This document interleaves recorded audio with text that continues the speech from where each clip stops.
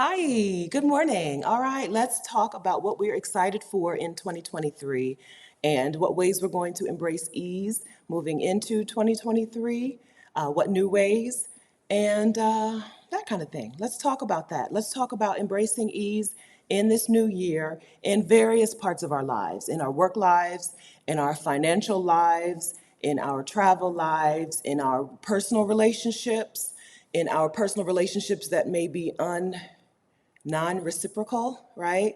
In our household, like chores and duties, responsibilities, embracing ease with our hair. Like, let's talk about it. Let's talk about what you're planning to do for 2023 in order to live out what you value, okay?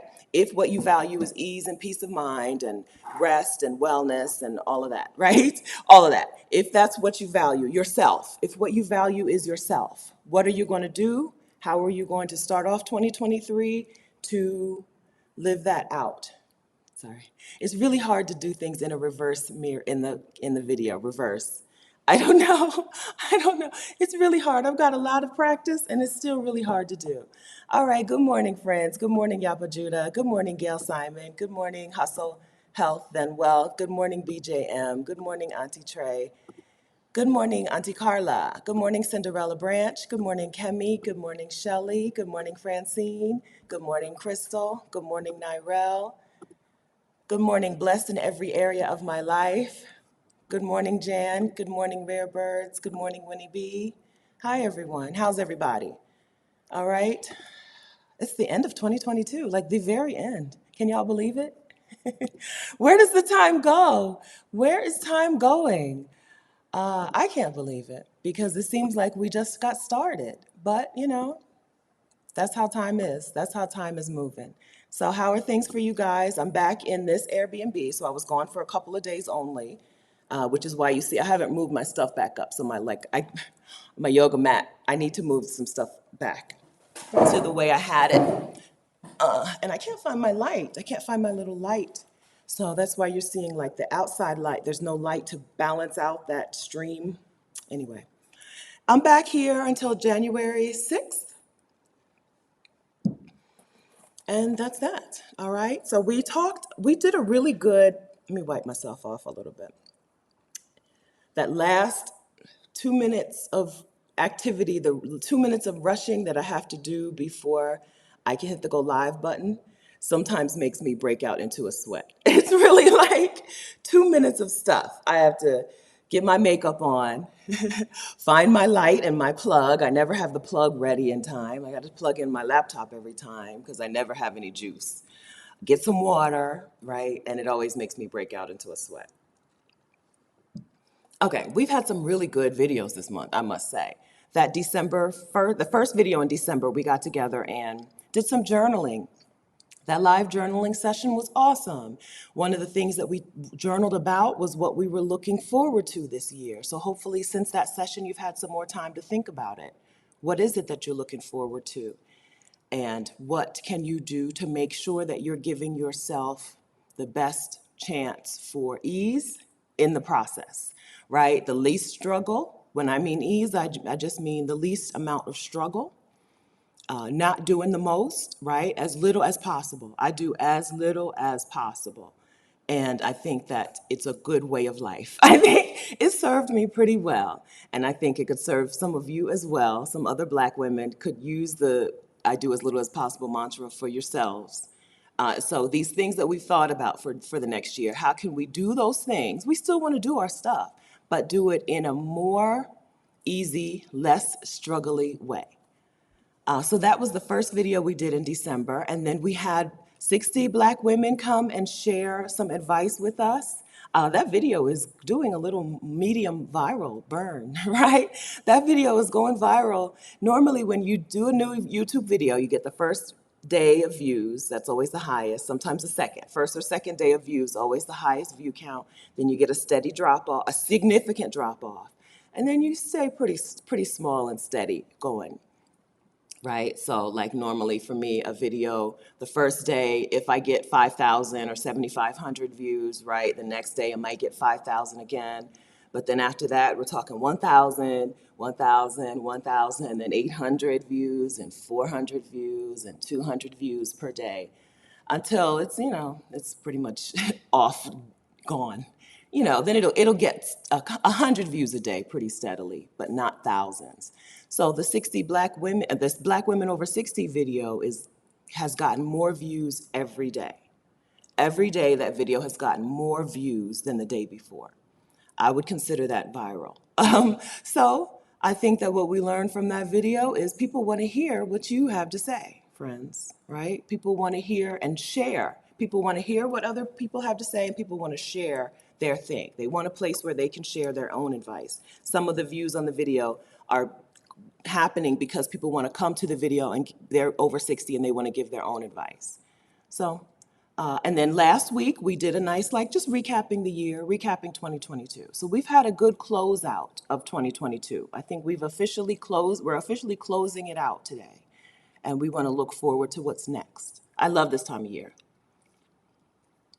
If you can't tell, I love looking back and looking forward. It's what I love to do. All right. Okay, so anyone want to share? I wrote down, what did I write in the description of this video? Hopefully we will talk about embracing ease in various aspects of our lives. And I wrote out a few that I hope that we'll touch on. Embracing ease in, let me get to this video's description. At work, right? Embracing ease at work, around the house, just with the things, the responsibilities, the things that you have to do, in relationships, with your money, with your hair. What? How? Share with us. Go ahead and share with us in the comments. So how? Give us one thing, a thing or a list of things. Give us one way that you're embracing ease in any of these parts of our lives, in any of these parts of your life. And what am I missing? So what are other parts of your lives? Your hobbies and your spirituality and your health and wellness and diet and exercise, right? Any way that you're embracing ease in any of these parts of your life. Thank you very much. I took my twists out. I didn't finish. I still have some twists in the back. My twists had been in for 8 weeks. After about 6 weeks, the perimeter, the edges of my hair really start to lock. And so I have to make a decision around the eight week mark, right? Do I want to take them out easily, or do I want to take them out the hard way, right? So I could wear those twists for another couple of weeks. I could have worn them for a couple more weeks, but wearing them for a couple more weeks would have meant even more struggle taking them out. So I took them out last night, but like I said, I still have a few back here that I need to finish. Yeah, so I gotta go to the store today and buy some hair dye. I'm struggling. I can't find what I want. I can't find what I want. Or it says my hair is in locks, so less to do in the morning, right? Yeah, so seriously, our hair, I love talking about hair. Because it's a thing that Black women really, oh, that's something on me. It's a thing that really takes control of a portion of Black women's lives, right? Some of us really enjoy the work of hair, right? If you enjoy it and it gives you pleasure and makes you feel good and you love to look good, right? If that's important to you, do it, right? But do it in a way that suits you, that serves you, that fits you, right? There are a lot of women trying to embrace a certain hairstyle when the work that goes along with that hairstyle is battering them, right? Just not good, not good. So is there a way to do as little as possible with your hair and still really love it? For me, it's keeping my hair in twists at least 2 months out of every year. Every year since I've been natural, I've spent 2 or 3 months, sometimes 3 months, in 2-strand twists, right? So I was in 2-strand twists all of January and February, I think, and all of November and December. 2-strand twists, 4 months out of the year. That's 4 months. Well, I don't have to think about my hair any further than let me wet it in the shower and throw some more of my hair butter on it, right? 4 months, those 4 months out of this year that I didn't have to deal with it. I didn't have to detangle it, comb it, none of it. Wash it. I did have to wash it, right? Wash it, slap in some leave-in conditioner, go on about my business, right? So I love to talk about ways to embrace ease with our hair because we're doing things a really hard way. Some of us are doing things a really hard way when there are easier ways, right? Locks exist. Braids exist. Razors exist. Shave it off, right? Those things exist for us to use, right? I only probably have, out of 365 days of the year, I probably have 12 hair days where I'm like, yes, right? Where I took my time, I did something good to my hair, and I'm like, this is beautiful, right? 12 days. Probably. Out of 365 days. The rest of the time, my hair can just kick rocks. I don't care. You, you look how you look today, okay? You're going to look however you look today. I'm not going to put too much effort into it, right? Tenderoni. I've been shaving mine for the last year. Yes, right? Bald heads exist. TWAs, teeny weeny afros exist. Medium-sized afros exist, right? We don't have to fit, we don't have to try to, I don't like trying to cram. We talked about this last time with Airbnbs. People try to cram themselves into an Airbnb life when you are a hotel girl. You are a hotel girl. Stay in hotels, right? Airbnbs are not for you, okay? Don't try to fit yourself into what someone else has decided is the way to do something, right? So someone may have decided that there is a way to do natural hair, and that way is time consuming and stressful, right? So don't do it that way. Don't do it that way. Do it a different way, right? We don't have to, yes, 2023, 2022, 2021, 2020 have been and will be about what works for you, what works for me. I hope, right? Yapa Judah, I have 25 locks, so it doesn't take long for me to retwist when I need. The drying just takes longer. That's right. Bigger locks take longer to dry. That's right. Good. Yeah. 11 years of locks. Oh, that's Deborah. Hey, Deborah. 60 plus Black women expats. That's Deborah. Yeah. Right. Find what works for you.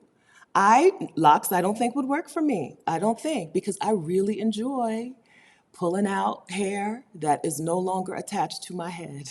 There's something I enjoy Something I enjoy about seeing a trash can full of hair. I don't know. I know this not everybody, but I love it when I know, because you're shedding hair all the time. I love removing that shed hair. There's something that's kind of, I don't know, enjoyable is the best word I can think of.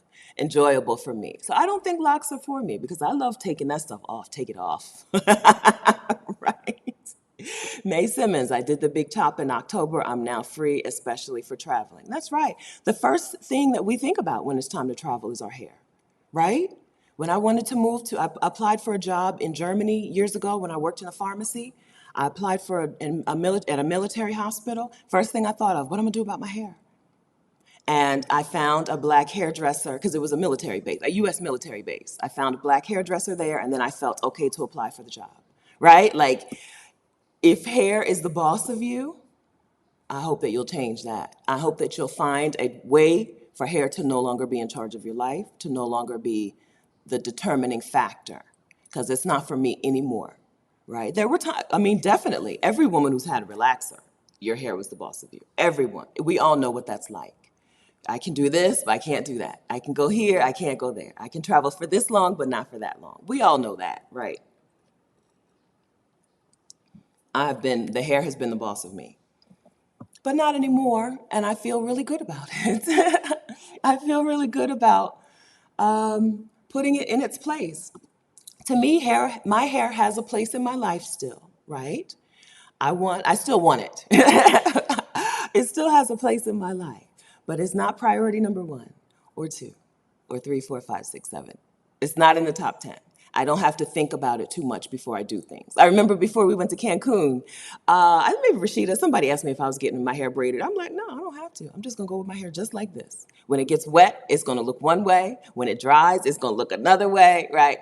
I'm not taking time out of my preparation time to sit in a chair and get my hair braided, right? I'm doing as little as possible. And seriously, you saw my hair go through some changes in Cancun. I got there in 2-strand twists. I took the twists out. It got wet. I got my hair wet, and then it was just there. It was just doing what it do, right? So go ahead and ask your question, World Wanderer. You don't have to say you have a question, just ask a question.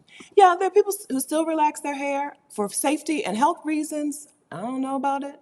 But I understand why women would have gone from natural hair to relaxed hair because they were doing natural hair in such a difficult way, right? Making it so hard. You gotta, I used to do it when I first went natural. And when I first went natural, I probably had this much hair to start with, right? This much hair. And I spent hours and hours every week doing my hair, right? Because you got to use these products that don't provide any slip, right? These natural hair care products. You can't use anything with silicone. You got to use certain oils. And I was using oil that was awful, that hurt, that not hurt, but that caked, you know, that was damaging to my routine, right? Hurt me time-wise, right? We do things the most time-consuming way, and then say it's not for me, instead of like, oh, well, how can I do this an easier way? So yeah, I do know women have been returning to relaxers because they were just natural hair had been so hard. But like, seriously, find an easier way. Find an easier way, right? It's part of it, a good 90% of it is embracing the way your hair looks. Most of us, even after going natural, don't like the way our hair looks.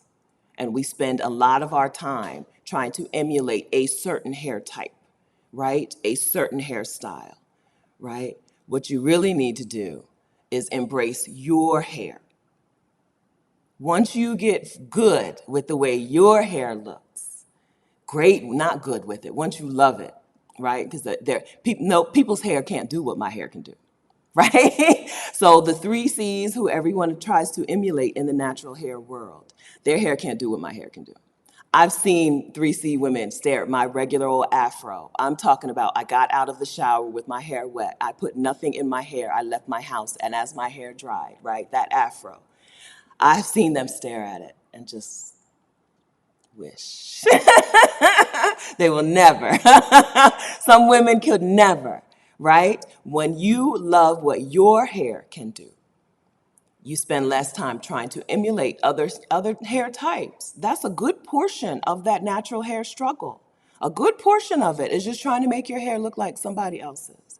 That's why you will see my hair many a day just looking like I just woke up. Because this is what my hair looks like when I wake up. Not this, but that. That afro, that's what my hair looks like when I wake up. That's how it looks. When you can embrace that, the struggle is over.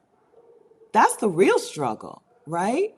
When you no longer feel like you need to emulate someone else's hair, that's 90%. That's the end of the struggle. That's the end of the struggle. I love talking about hair, even though I don't do a whole lot to my hair, because I know it, right?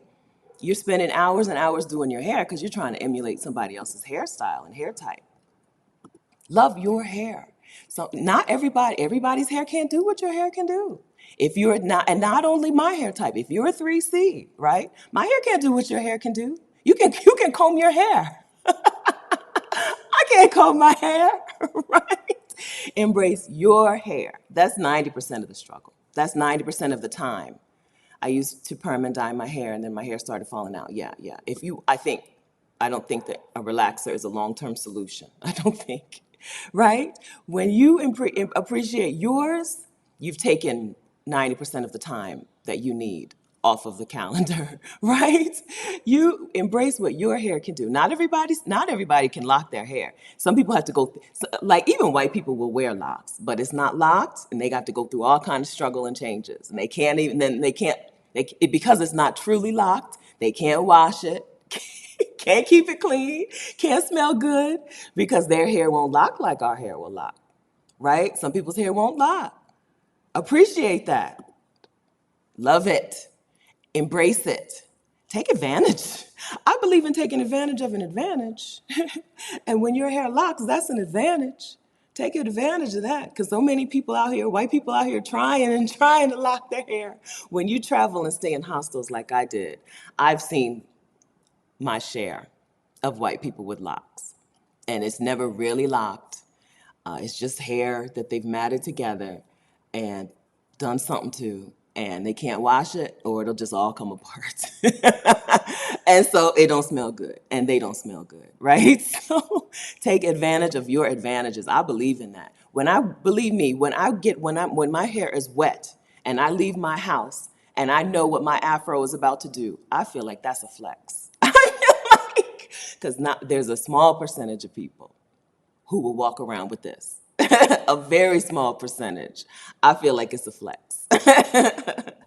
Right? Healthy hair is hair that grows is good hair.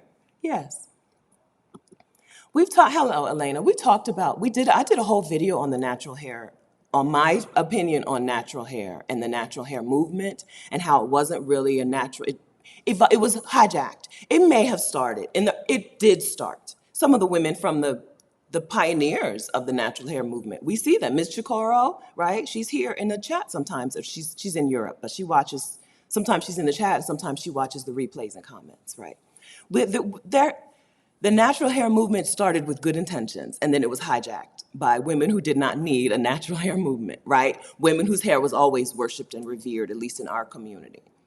And so then women with hair like me were told, this is what you need to be going after. This is what's acceptable. This is what you need to be going after now. Spend hours of your day trying to make your hair look like that. Spend hours of your day making your hair fall instead of rise. That's the biggest differentiator, I think, right? My hair goes up. My hair goes up. So it's doing this today because this is a twist out. But I'm talking about when my hair is left to itself, it goes up. Okay? And the good portion of doing your hair as a person with my hair type is making your hair go down. Getting hang time. My hair is not supposed to have hang time naturally on its own. It doesn't have hang time. My hair goes up. My hair goes up, right? So it just got taken over very early and to its detriment and to our detriment. I did talk about it. We did a live stream about it. I don't remember. Something about your hair being the boss of you. Is your hair the boss of you? Yep. Yeah. Glamazini, we see Glamazini here. She usually watches the replays, right? So there were women out in the natural hair movement who were really about embracing your hair, but they got drowned out, right? They were drowned out by the hair. 3C is the only way to be, right? Right? Tiffany, hi Tiffany. Going natural is a journey to seeing yourself as beautiful. Yes, it took me time, but I'm here now. Yes, right. That's what it is. That's what it is. Yourself, you. That's right. That's exactly right. There was an overtaking, a hijacking of the natural hair movement, but all in all, it did me well. It did good for me. I had to make my own, I had to have my own natural hair movement, right? I had to come to my own decisions on some things. Yeah. Yeah, Auntie Trey, I had a conversation with my baby sister. She always wanted my naturally thin, wavy hair, and I always wanted her coarse hair. Can take any kind of treatment. Yes, right. That's right. That's right. Whatever your thing is, I don't know. This doesn't sound good. Learn to love it. It's just not enough. Just love it. Learn to love it. I don't like the phrasing learn to love it, but love it. Flex it. Flex your thing. Take advantage of your advantages, right? Yeah. Okay. Um, yeah. Okay. So hair. Anyone making a hair change in the new year? Redefining my happiness. I'm wearing wigs and braids to transition to natural hair. Okay. All right. Listen, you didn't ask me for any advice, but I'm going to tell you what I would say to someone who did ask me for advice. I would say get into your own hair as soon as you can. Not that I mean never wear wigs, okay? But I mean get into your own hair. Get to as a person who was probably 36 when I went natural, 35 or 36, I didn't know how to do my own hair. at all, except that I had had experience with like kids doing kids' hair, cousins and foster sisters, and right. So if you don't know at all how to do your own hair and you wait until you have grown out a lot of natural hair before you start learning how to do natural hair, frustration, recipe for disaster, recipe for reperming, right?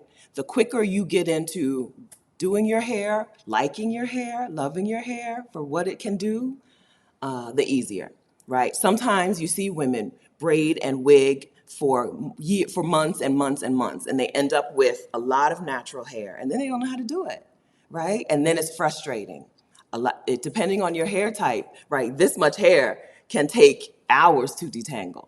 If you don't know that yet, you're in for some surprises if you haven't done your own natural hair before. Now, if natural hair is not, this is not your first time, then you know what you're doing. But if a new person were to ask me for advice, I would say start short. As short as you feel comfortable, start short. It really does teach you, prepare you for if you grow more hair. I can't imagine someone having this length of hair, my hair is this, right? I can't imagine someone having this length of hair and not knowing what to do with it. I would cry every day. Cry every time it was time to wash and detangle. Yes, right? Yeah, see TD McLean. Hi, Tiffany. Yeah, I don't know what my curl pattern is. Tiffany has locks. Yeah, I didn't know. I didn't know. Like I said, I was probably 36. I didn't know what my curl pattern was. I thought my hair zigzagged. It actually curls. There's a curl to it. I didn't know that because at the root, yeah, when your hair's growing in from a relaxer and you feel it, I could feel the zigzags. But, after a couple of zigzags, my hair does a curl, a full curl. Most of it, most of the hair in my head does a full curl. And then I've got different, right? Down here, much tighter, very, very, very tight. Up here, little looser. I didn't know that, right? 36 years old, I had no idea what my hair really looked like, right? So I really appreciate the natural hair movement for giving me the permission to see, to try. And we're still here. We're still together. We still together. Right? Yeah. I think 35 or 36. I said 9 years the other day. It was 9 years. That doesn't seem right. 9 years would have been 39. No, 2009. 2000, whenever that was. 2009 was the last time I got a relaxer. What is this? We're about to hit 2023. Yes, I'm doing this on a calculator. 14 years. Oh gosh. It'll be 14 years in February. Okay, right? So 14 years means that I was 34, and had no idea. I had no idea what my hair looked like. No idea. No idea. I don't think that's uncommon. All right. Okay, so hair, leave the wigs in 2022. I mean, I like ease, so if you want to wear a wig, wear a wig, but hopefully we're not wearing wigs because we don't know how to do our hair, or we don't know, or don't have anyone who will do it for us. I don't know. I don't know if you need to really, this one's bothering me, it's still twisted. I don't know if we really need to do our own hair if we have access to somebody else who will do it. But I do hope that see what I'm talking about. It'll lock if I don't get it out. I don't know that we need to. I'm not leave the wigs in 2022. I'm not team leave the wigs in 2022, right? I love ease. If I wasn't such a big-headed sweater, I am big-headed, my head is big, and I sweat. I think I would try wigs, but it's just, those two things tell me that wigs are more effort, more work than good for me. For me, as I said, we need to know what works for us. For me, wigs are a no, because I sweat a lot and my head is very big. So no. But no, I'm not team leave the wigs in 2022. Do what you want with your hair. As long as I think it is important though that we do love our hair, right? If the wig is there because you don't love your hair, then leave the wigs in 2022, right? You can love it. You can love it. It's all about seeing it. Sometimes it's just about seeing it. Oh, this is what my hair looks like. This is what my hair does, right? If you only see it a certain way, then then your way seems bad and wrong. But then once you see your hair, You love it. I don't like learn to love it. I don't like learn to love it. But you love it. Some of it is just getting used to seeing it, right? I don't know. What else do we have to get used to seeing? Is there some comparison that I could draw? I don't know if there's a real comparison, right? Like, I don't know, maybe like a woman who has a baby, her body looks different. Your body looks different. So you have to get used to this is what my body looks like now, right? There's stretch marks now. My stomach is not flat now, right?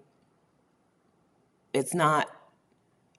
And so we're not like putting on makeup to cover our stretch marks. Can you imagine if that was the thing? I'm sorry I even put that out in the world. Can you imagine? Oh, I got stretch marks. Let me put on some body makeup to cover up the stretch marks. Oh, let me do this. No, right? That is the same as wearing a wig if you don't like your hair, I think. Just like it. I don't know. Like it. Like it. Okay. All right. So any other hair changes? Let's see. 2023. I saw something. 2023 hair goals. Learn to style my hair quickly in the morning. Okay. Take out the braids, but I want to experiment with dry twists and a little water with product. Okay, good. I get a lot of compliments when I do dry twists with a little bit of water and product. Yes. It gives you a bigger twist out than the regular twist out, than the wet twist out. Good. Okay, good. And then, hi, my gumbo life. This is Alice. My morning. Oh, good morning, everyone. Oh, wait. I looked up. I meant to look up hair, and I looked up 2023. Hey, Alice. Let's see. I saw something. Razine, not making many hair changes in 2023. Finally figured out how to wear my natural hair in 2022. Good. And the rest of the time, I wear braids. Okay, good. All right, good. Hi, Razine. Black girl writing.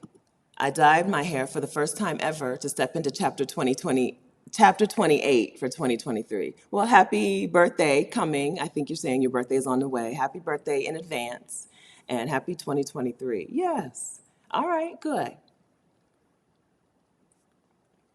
All right.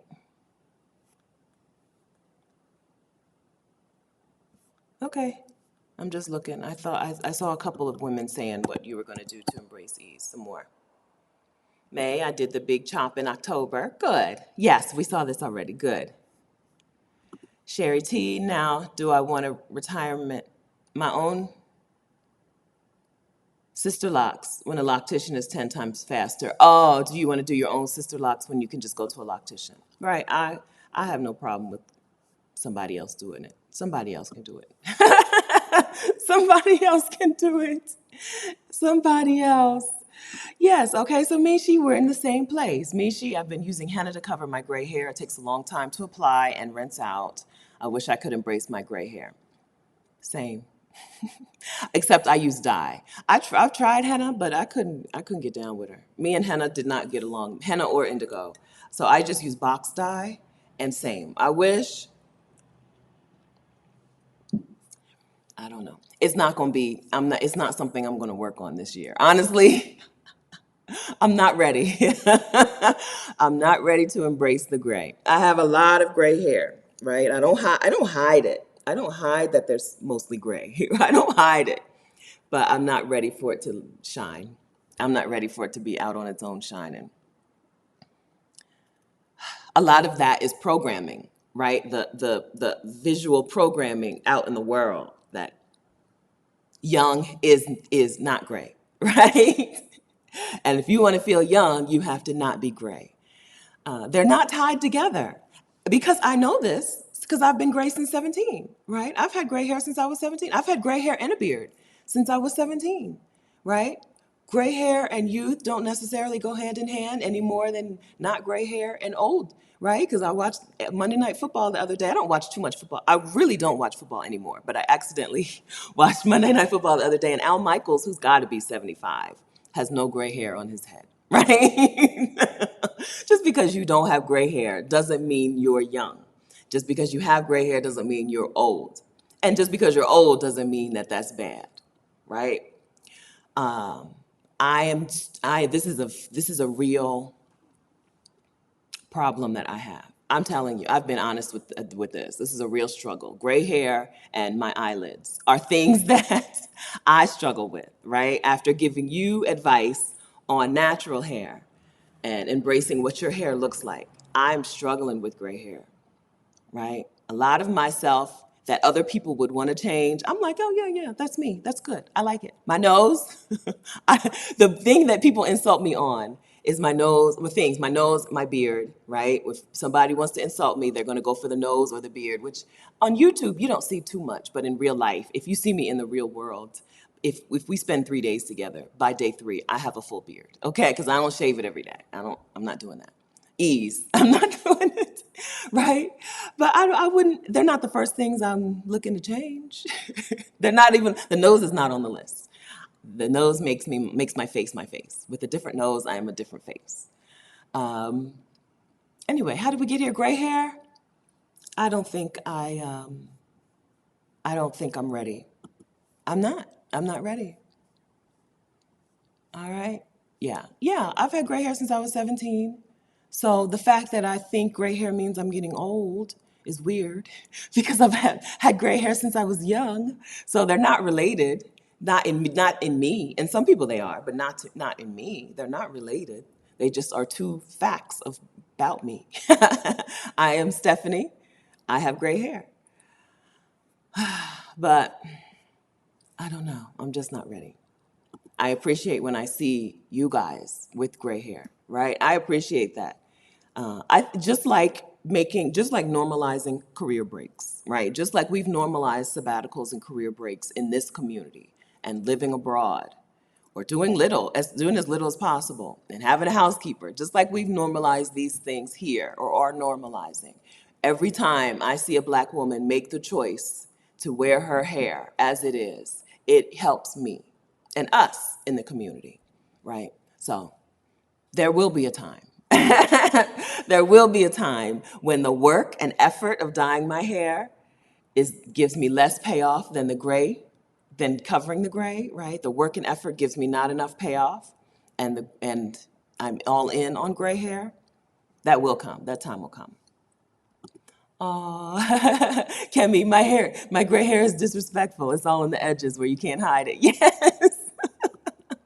Mine is everywhere, so I can't hide it anyway. The only reason you don't see it in this particular second is that it's dyed, right? It's everywhere. If you go back, let's see, right before I last dyed my hair before Cancun. So the video is probably June, May, April of this year, right? You can see it. There's no hiding it. And then I dyed it before we went to Mexico, I think. How do you feel about waxing? You're talking about my beard? I don't like pain. I don't like pain. I don't like pain. I don't have a problem with shaving my beard every 3 or 4 days. I let it grow in so I don't get ingrown hairs. I do get ingrown hairs. I had one not too long ago, usually same spots here and here. I don't, I don't think I would be opposed to waxing. It just seems high maintenance for low payoff compared to just shaving it twice a week. You know what I'm saying? Am I wrong about this? I don't know that it would be worth the time, effort, pain, or money. Seriously, all of those, time, effort, pain, or money, compared to just juke twice a week. It probably takes me not even 30 seconds. And then when I don't get it, if I do need to do something and I haven't, I'll just pat a little makeup on. I don't wear a full face of makeup, right? I don't wear makeup on these. I wear eye makeup and then I wear beard makeup. I don't wear a full face. I don't wear foundation. I don't like it. I don't like it. I don't like it. I don't wear face, but I do wear makeup under here.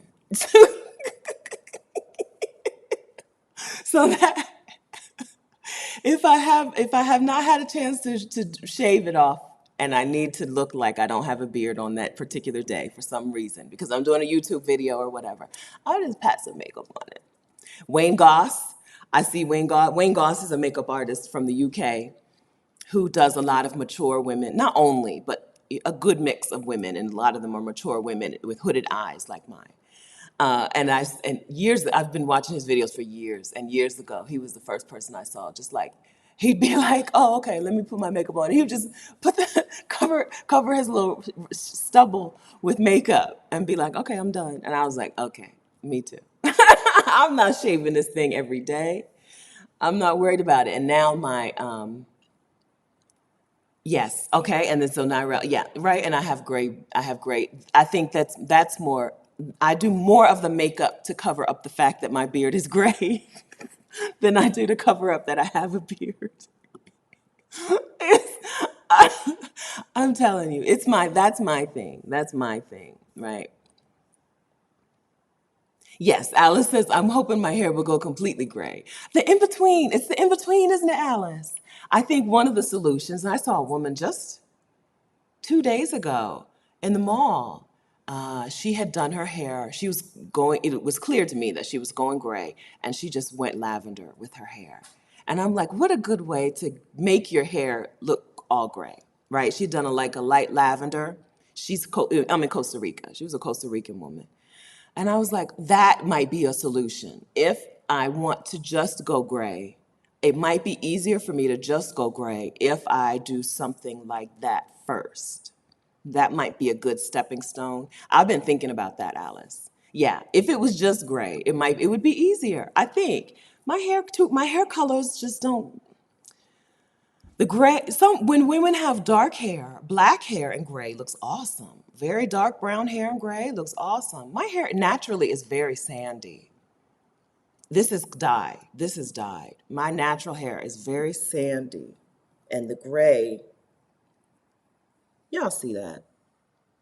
And it's clean, right? This, I want you to know, it's clean. I washed my twists just the other day before I started taking them out. Um, anyway, so right, everybody's got insecurities. It's not a fact that my hair won't look gray. It's an insecurity that I have. Let's see. First, it's so hard to do this on camera. It's so hard. It's Let's think about it. Let's see. I want this over here and I want this over here. It's hard to do that in reverse. Okay. All right. So hair. Hair. Are we done with hair? Are we good? Are we good on this subject and we're ready to talk about ease with other things? I like my nose. I'm not saying I don't like my nose. Shemi, hi. I'm saying that when people want to insult me, particularly men, that's what they go for. With that nose, that big old nose. And I mean like joke insults. I don't know that I've ever been insulted like, I'm talking about jokes, when we got jokes. It's always the nose. I like it. It's neither of my parents. I have half of each. Like this, I have this part is my mom and this part is my dad's. My face is so strange. I have half of each of them. Neither one of them have this nose. My dad has a pretty small nose. My dad his nose is pretty small. And this is his part. Teach, create, reveal. A guy I was seeing asked me if I had gray hair. I was like, what? Maybe some people might like it. It might be it might be a fetish. He might like the gray. He might be looking for somebody with more gray. Yes. Sarah, I also get chin hairs, but using an epilator. Epilator? Is that how you say it? Epilator, but sometimes I don't care. Yeah. It's nice to be able to not care about it, right? Sometimes I will work, do something to it. Other times I'll be like, I don't care. Yeah. It's nice to be at that place where you don't feel, because it's hard to try to cover something up about yourself all the time, whether it's a physical thing or a not physical thing. It's really not fun to live a life where you need to feel like you need to cover that thing up all the time, right? For men, it's the balding, right? Men, it's a self-esteem destroyer of some men. When they start balding and they have to do all these things to cover it and, right, pretend like they're not balding, nobody wants to live like that, where it becomes the boss of you. Right? What you can and can't do is determined by that thing. It's so nice to not care about it. It's so nice to not care all that much and not have to go through all kind of motions in your day to try to cover that thing up. It's so nice to be like, it is what it is. Primarily, I shave my beard because it upsets people. Like it attracts their attention in a way that I don't want, right? It's more about that, I think, than about me really caring about it at this point. Maybe there was a time when I cared. I don't know that I ever cared about it, honestly, because I remember when I was 17 and my aunt was like, do you want me to get you a razor? Right? In a loving, gentle, joking way. Right. So I didn't even care about it then because that was probably Thanksgiving. Right. And if she saw it, it was probably Thanksgiving and I didn't bother to take it off then. Didn't even bother to shave it then. But it's really nice to not care all that much. Jessica, I struggled with accepting my gray hairs and I loved color. It wasn't until a stylist colored my hair and it started falling out that I embraced the gray. Yeah, I still have my days, but overall I love it. Okay, good. Good. Yeah, sometimes it takes it takes like a tragedy before we embrace stuff. So I talked about my natural hair. I went natural because one, I saw a picture of Al Sharpton getting a relaxer and it upset me and it made me realize that I didn't enjoy getting relaxers, right? But number two, my hairdresser just gave me a really bad haircut and that sent me on the rabbit hole of not relaxing my hair ever again, right? Sometimes it takes a push, a push out the door. I hope gray hair doesn't take a push. I hope that I get to it and embrace it before something has to happen for me to stop dying it. Can we have hearts on YouTube? Just put a heart in the chat. Hello, love space time. Good morning. Good morning. Don't get upset. Don't get upset. I just mean, sometimes you want to joke and make fun of people. Do y'all not do that with your friends? Do y'all not do that? Right? Like you're dating a dude and you'll be like, oh, it looks like you've been skipping leg day, right? Do y'all not insult people for fun? I have done that. I have said to a man who was very vain about his physical appearance, yeah, but them legs look scrawny. And he'd be like, yeah, but that nose is huge, right? Or whatever. I don't know. I'm sure the insult was more creative than that. But I'm just talking about in general. I have good self-esteem. You don't have to worry. Y'all haven't met my dad, but I get it from him. You don't have to worry about my self-esteem. You don't have to. I promise you. I promise you. I am loved, and have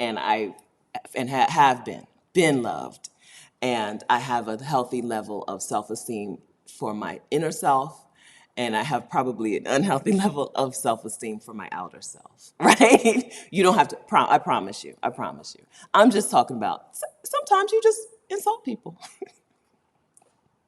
Sometimes you just insult people for fun.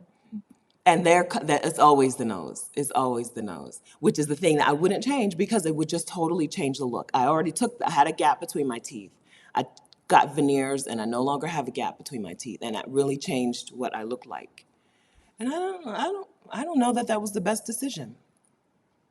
I don't know that that was the best decision. It made me not look like me anymore. And so I would never touch my nose. I would never. Because when people get a nose job, that is it makes them like, who is that?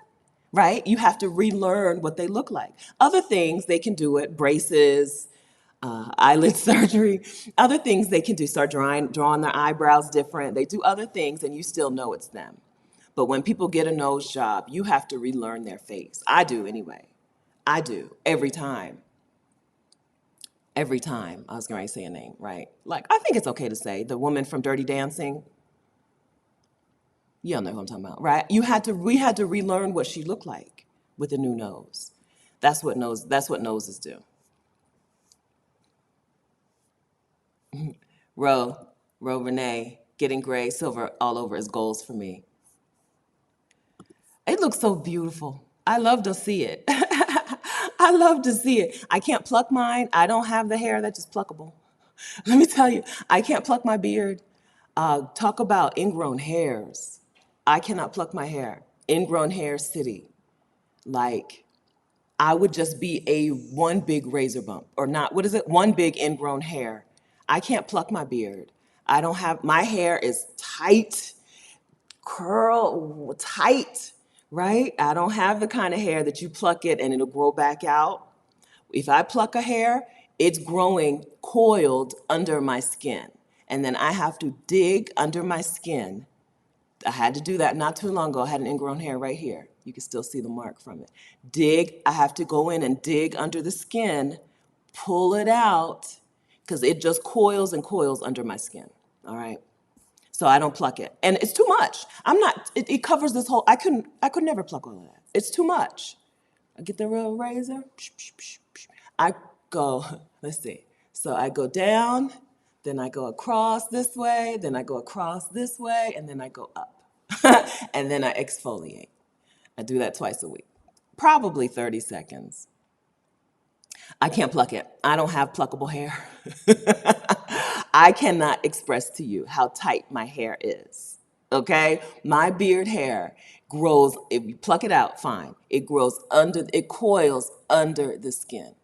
And then I got a bump, and then I gotta cut that open, either, squeeze it until it opens up, or I have just sliced my face before, sliced an opening to pull out the ingrown hair. Struggle. That's a struggle. Plucking for me would be more struggle than shaving. All right, okay.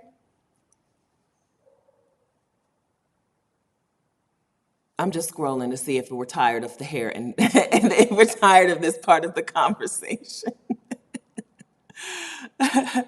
So I just saw Donna's recipe. So our good sis, y'all know who I'm talking about. Y'all know I struggle. It takes a while for recall. Tabitha, right? Tabitha Brown. Her hairline is out in the world. It must have been already out before, but this is the first time I'm hearing about it. It's out in Ulta, right? And it's called Donna's Recipe. Her hair, she calls her hair Donna, right? Donna's Recipe.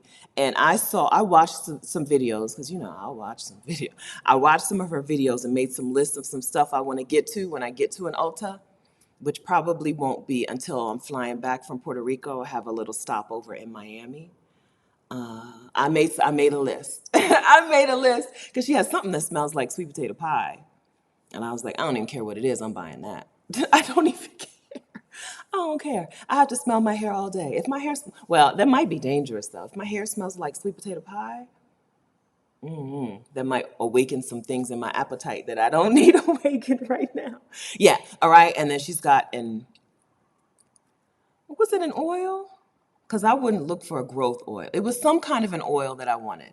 Okay. Yeah, all right. Yes, I can't wait to try her out. If any of y'all have tried something out, let her know. Let me know. Let me know what you like. Plucking hurt. Plus, it hurts. I don't like pain. Right? I do things to avoid pain. I know it sounds like a funny thing to say out loud, but I'm a person who observes people. And I observe that there are people who will do a more painful thing if it takes less time, right? And there are people who will do a less painful thing, even if it takes more time. Give me less pain, more time. Every time I will avoid the pain every time. It hurts. Fucking hurts. Right? Right? Oh, C.A. Williams, 2K7. Yes, normalizing doing as little as possible. I finally got up the nerve to let leadership at my job know they were giving me too much to do. Let's talk about work. All right? So you let them know how long, do you want to share a little bit about this? How long have you been feeling like they were giving you too much? And have you gotten a response from them yet? Do we want to switch over to doing as little as possible at work? Or in work, so I don't go to work, but I do work. You know what I mean? How am I going to do as little as possible or embrace ease a little more next year? I've already talked with Clarice. Clarice helps me in my YouTube coaching program. And I've already talked to Clarice about some things I'm giving her, right? She wants more hours. I want to do less work. I'm giving her some things. Now, right now, I'm reading The E-Myth Revisited, which I've avoided reading all this time because I thought it was about something else. But it's about the myth of entrepreneurship. And he's been very cautious. He's strongly cautioned me as the reader of his book to not give things away, but to delegate, right? He said that sometimes entrepreneurs abandon responsibilities to other people instead of delegating and still keep, not overseeing. He didn't use the word overseeing because I would have had a negative reaction to that, but still like leading, I guess is the right word. Still being the leader of the organization. And I am a person who would give her responsibilities and not lead and then like, oh, well, I've abandoned that totally. So this is really good timing because Clarice and I meet January 16th through 20 something in San Miguel for our work retreat. And we'll be talking about what we're doing this year. What are her responsibilities? What are my responsibilities? What's new? What are we dropping? How are we going to serve our coaching clients better? And we already know, she's already started. I already know some things I'm giving to her, but I need to give them to her as the leader, not as the abandoner. So this is something that I'm working on myself, right? Good. Anything else? Any other work stuff that we're doing to embrace ease? Kat, I hate managing employees. That is the thing about entrepreneurship that people forget, right? They're like, oh yeah, I'm gonna run my own business. I'm gonna do my own thing. Yeah, okay. Somebody's going to have to help you in this business. And you're going to have to be a manager of people. I don't I don't have a whole lot of experience with it. I think I have some leadership experience in my life, at different parts of my life. But I've never managed an employee like, you know, well, kind of, when I was in the Army. Well, I guess I have some management or leadership experience, but this is a huge growth need for me. Huge growth need. So, right? Entrepreneurship, you're going to have to learn how to be a leader. You're going to have to learn how to hire. Hiring is hard. And if you do it wrong, I've heard some horrible stories, right? Um, Anything else in the work world that I'm working on doing in an easier way? Oh, house sitter school coaching calls are not good anymore. Very probably my house sitter school coaching call no show rate is increasing, as well as the rate of people who show up to the coaching call with no questions, no notes, no notebook or place to take notes. That's increasing by the month. So I think I am taking house sitter school off of my calendar. Those not house sitter school. I'm taking house sitting coaching off of my calendar. So either my YouTube videos and my house sitter school is helpful to you, or you get someone else to coach you on house sitting. Because that's a way to make things easier for me. Because every time I see it on my calendar, I'm like, here we go, right? You shouldn't see that. That shouldn't be your response. When you see something on your calendar, you shouldn't be like, here we go. You should be glad to do it, like the other types of things that I do, the other coaching that I do, and the YouTube videos that I do. Everything else I do, I'm like, yes, I'm doing it. House sitting calls, I'm like, here we go. So what I'm going to do is come up with one day, either per month or per quarter, where everyone who wants a house sitting call with me, we just do it on Zoom together, right? It's single group coaching session. And that's how that's going to happen. I don't want to roll my eyes every time I see that come up on my calendar anymore. I said the same thing this time last year, and I didn't make a change. I just raised the price. This time last year, I felt the same way. I raised the price, and I thought this is going to make it better. There will be less time wasters showing up. And if you came to a house sitting call, please understand, I'm not calling you individually a time waster, okay? I'm calling the average, the others. If you came to a call and you took some notes and you asked some questions, not a time waster. That's what that time was designed for, okay? But you'd be surprised how many people don't come. That's a time waster. Just don't show up. right? Or show up while they're walking through the mall, driving, no questions. I didn't have any questions. I just wanted to know, right? So you'd be surprised. I think you'd be surprised how many people would pay money to come to a coaching call with no questions. Not one question. Okay, I'm not doing that anymore. I'm not doing that anymore. So starting January 1st, you will not see those available on my calendar. And then I need to find a time. I don't know. I'll probably start quarterly and then see if it needs to be monthly.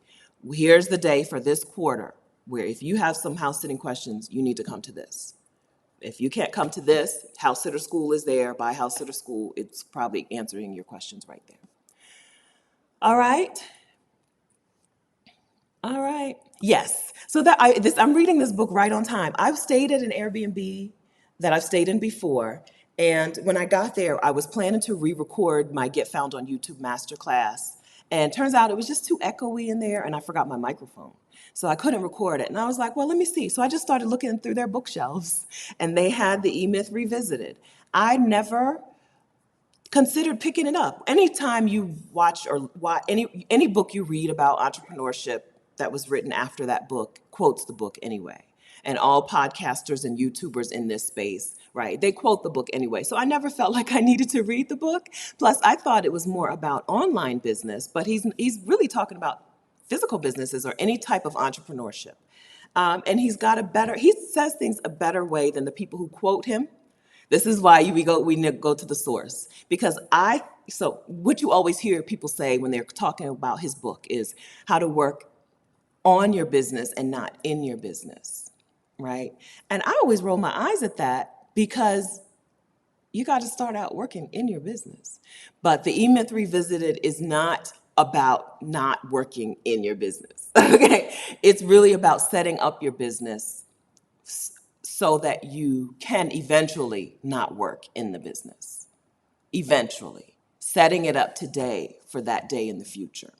And it's been really helpful. And yeah, that hit me like a lightning bolt because I was really about to abandon some stuff to Clarice. I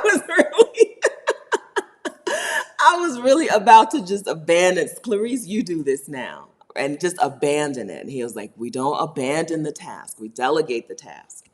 I needed that lesson. It's hard to get coaching in the business world. So I met a 250. I'm at a low six-figure business. It's hard to find coaching out there who give you help, who can help me with the specific problems I have. I have very specific problems. And coaching a lot of days is very mindset driven only. I mean, I got my mindset is right. I got it. Okay. Now I need the help me. I need help. I'm going to Rachel Rogers' ROI retreat in Puerto Rico in January. Her coaching program, I was in her coaching program last year, and that was super helpful. So I'm hoping that her retreat will be helpful too. But it's hard to get good. Anyway, I'm off topic. Okay. Yeah, I just took a training class that touched on how entrepreneurs aren't good at managing. That's right. They want to, so here's what I learned in the book, the E-Myth Revisited. I don't remember his name. Here's what I learned in the book is that a lot of people who are what does he call them? The technician, people who can do a thing, get tired of having a boss they don't like. And so they go out and do that thing on their own, but they're not really entrepreneurs. They're technicians. They're just technicians with no boss, right? They don't know how to be. The entrepreneur has to be the manager. The entrepreneur has to be the idea person and the manager and the technician, right? And all three of those things. A lot of people move to entrepreneurship when really they are technicians who just need a better boss. Get a better job. If you like doing the thing, whatever that thing is, you're head down and you'd like to do the thing, right? And you're sick of this boss. Sometimes entrepreneurship is not the answer because you're going to have to manage some people, right? You're going to have some ideas, which a lot of people don't have. A lot of people don't have ideas, right? As a person, I'm laughing because I got ideas coming out of my ears. I got ideas everywhere. You tell me 3 words about what you do, I have an idea. This Airbnb host drove me to my waiting spot. I needed to wait before I could check into my other Airbnb. I switched Airbnbs for a few days. He drove me to a place where I could sit and work for a few hours while I was waiting to check into the other Airbnb. On the drive, he said, by the way, can you follow me on Instagram? I have started a business called glamping urbano or urbano glamping, urban glamping in Spanish, right? What he's starting to do is bringing a glamping experience to your backyard. I said, that's freaking genius. Now, add in some charcuterie, right? Add in grazing tables and you've got it, right? You need to hook up with a local San Jose person who does grazing tables. Add this to your package. I got ideas. I got ideas. Some people have the technical ability to do a job. They don't have the ideas, and they don't have the management desire to manage people, and they are not going to cut entrepreneurship not for you. Just get a better job, right? Or make money in some other way. Yes, right? So what are we doing? What are we doing? How are we doing less at work? How are we doing less than at work? Sarah, I supervised people in the Air Force over 10 years ago and never again. Babysitting. I'm convinced that as a person who has been difficult to supervise in my, and has had some wonderful supervisors, I think that's a hiring problem. The problem is hiring. That's a hiring problem. Hire the wrong people, then you have to supervise people. I think there are people out here who can teach me how to hire really well. I feel like Clarice was just lucky.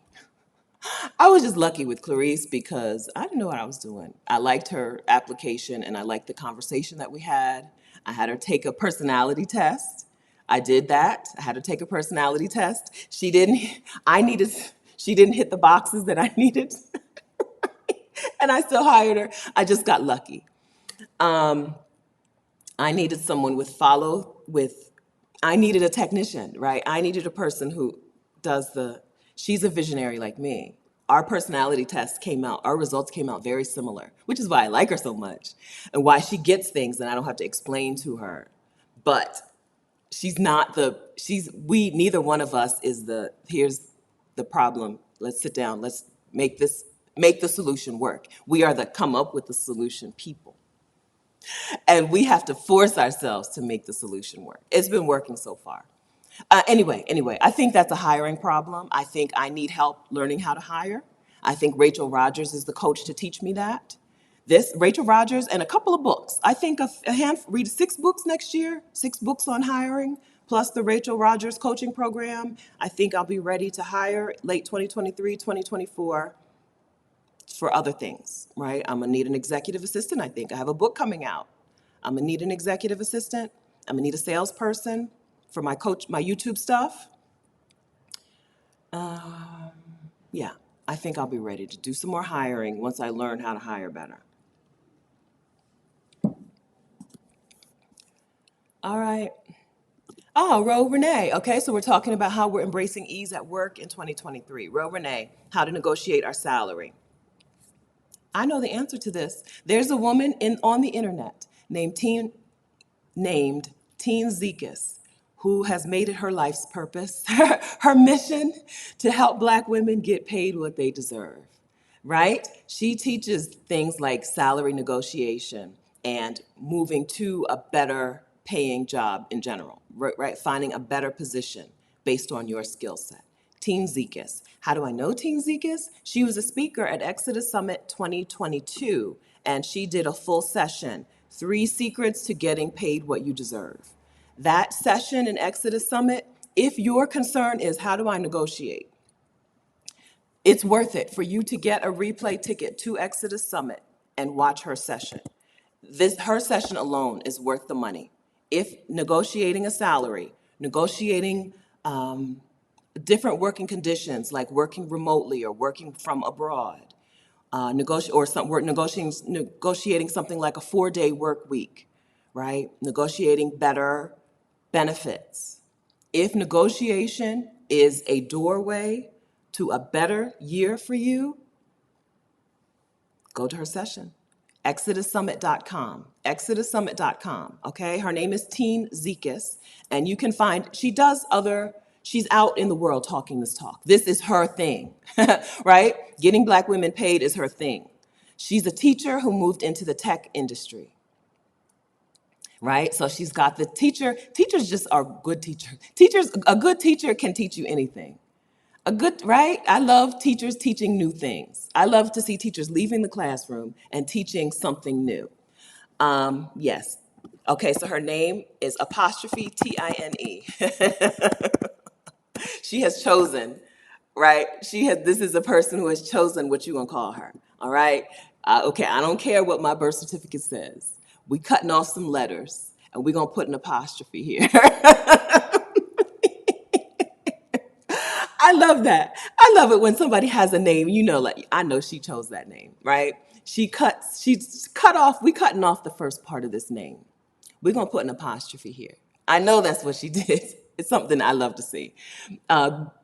Telling people what to call you, a power move. It's a power in a good way. It's a power move, right?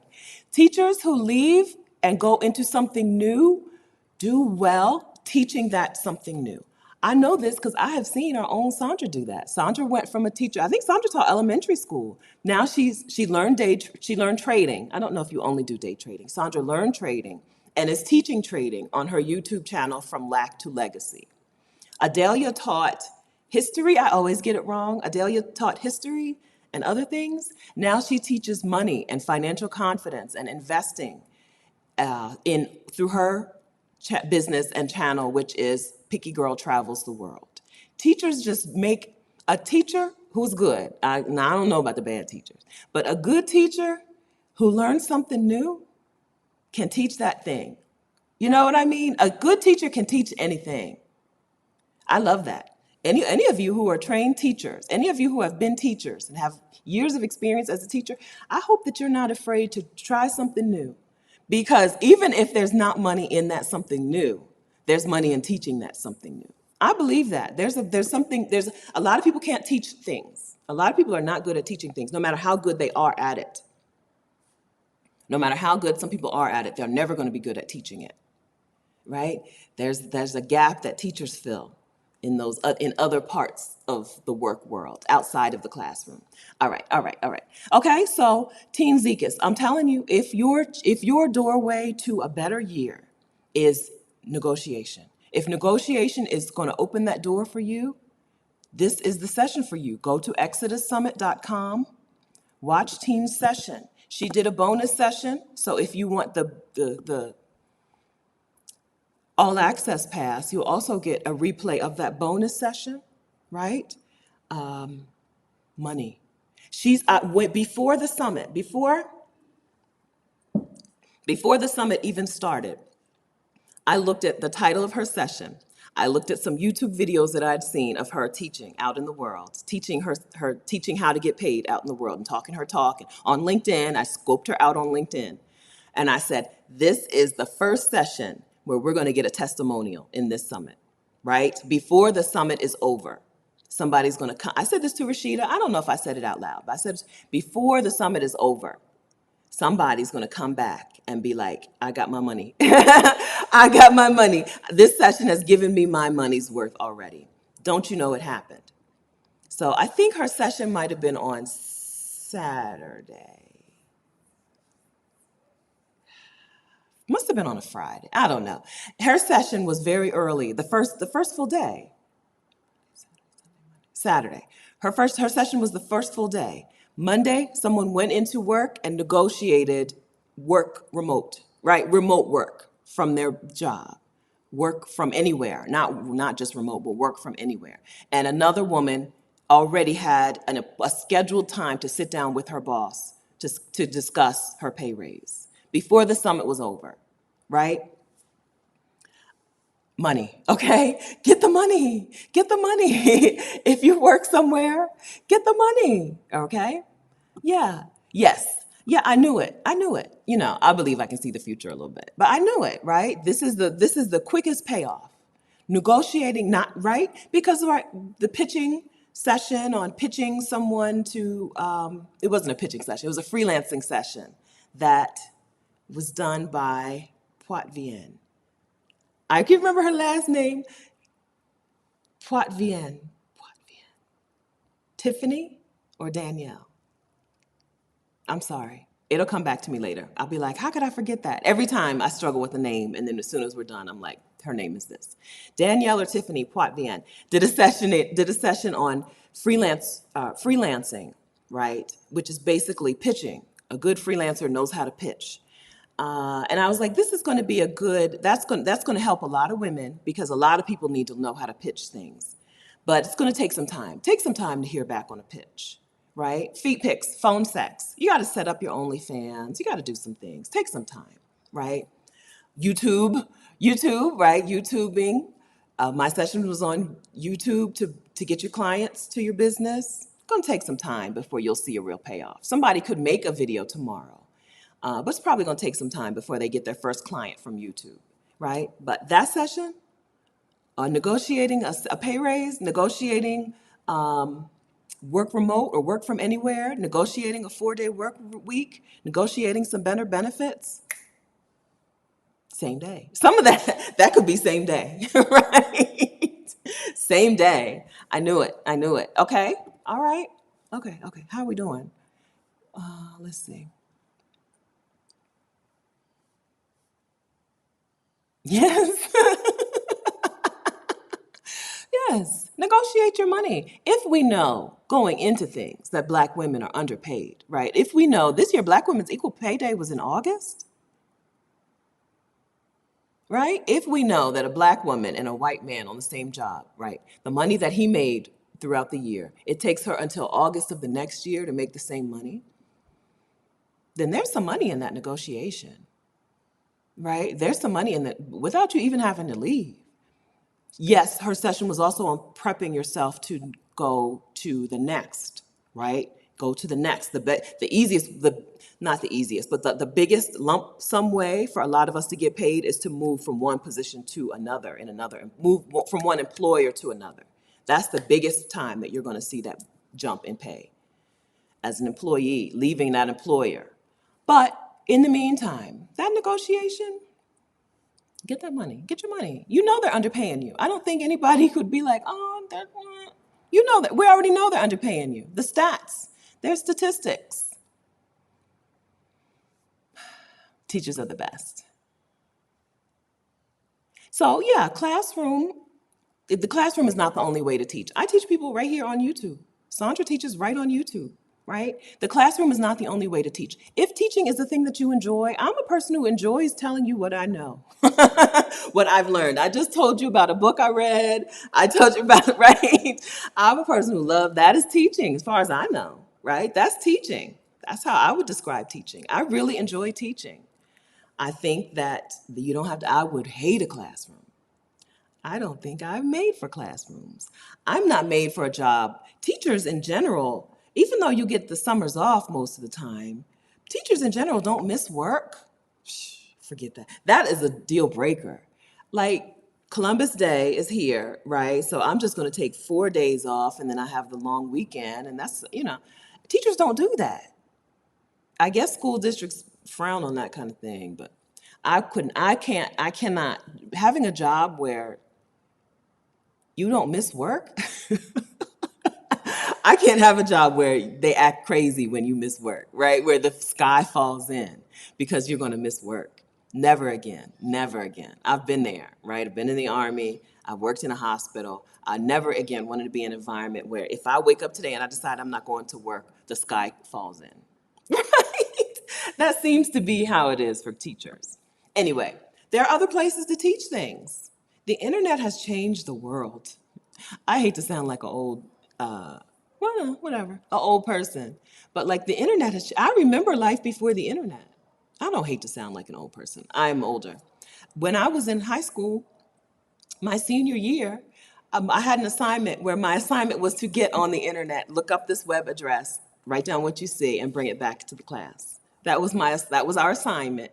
I had to go to the library to get on the internet. in Middletown, Delaware. We lived in Middletown at the time. I had to go to the Middletown library, and I gave the librarian the www dot, right? And she walked me over to the computer, showed me how to enter that in so that I could get on the internet. That's the internet. That's where we've come from. We've come from, if you wanted to teach something, you have to teach in the classroom.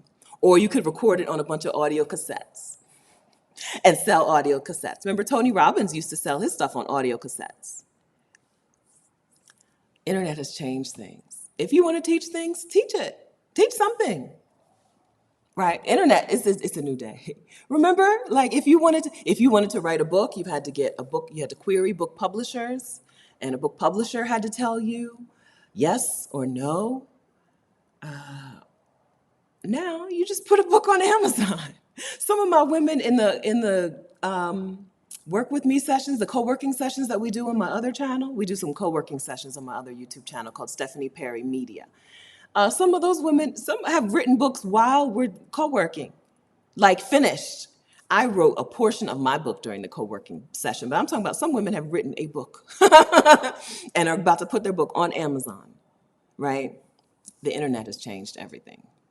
Internet has changed things.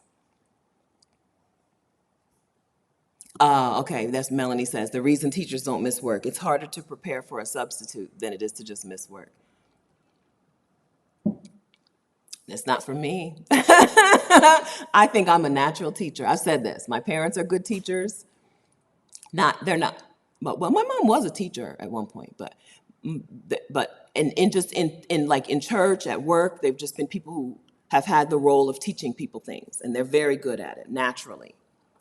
I get it. It's in me. I get it. I've seen it. Maybe it's not a natural thing. I don't know if it's a biological thing or just a seeing it over and over. I've seen them learn something and then teach it over and over. Learn it, teach it. Learn it, teach it. I know how to do that. I'm good at it. I don't want to teach in a classroom. I could never. I could never. I could never. Yes, Auntie Trey, an HR colleague of mine, shared that they have the money to allocate, but we don't negotiate. Black women don't negotiate. Black women don't negotiate the salary. These white people are taught from a very early age to negotiate things, right?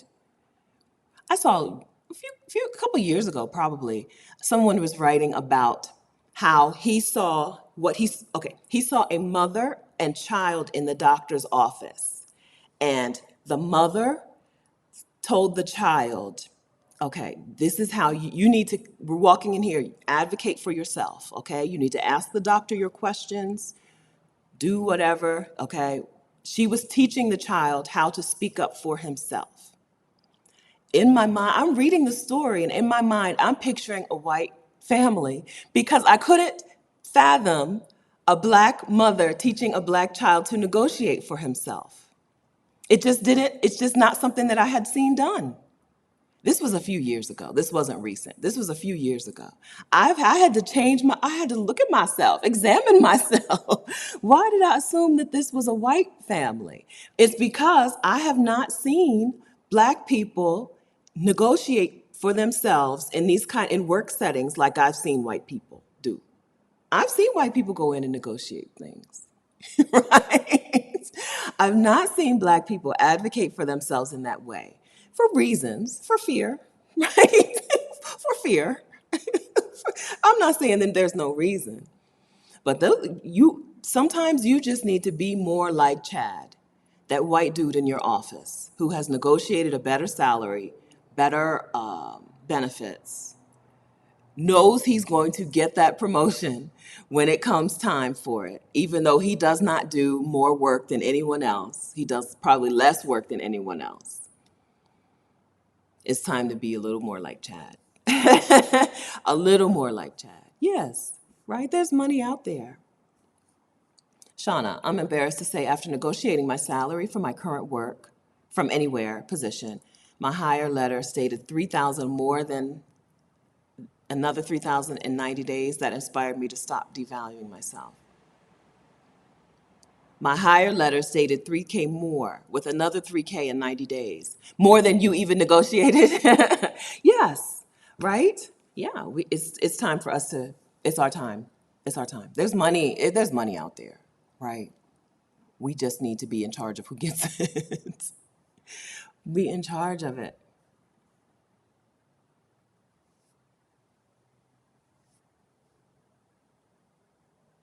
Okay.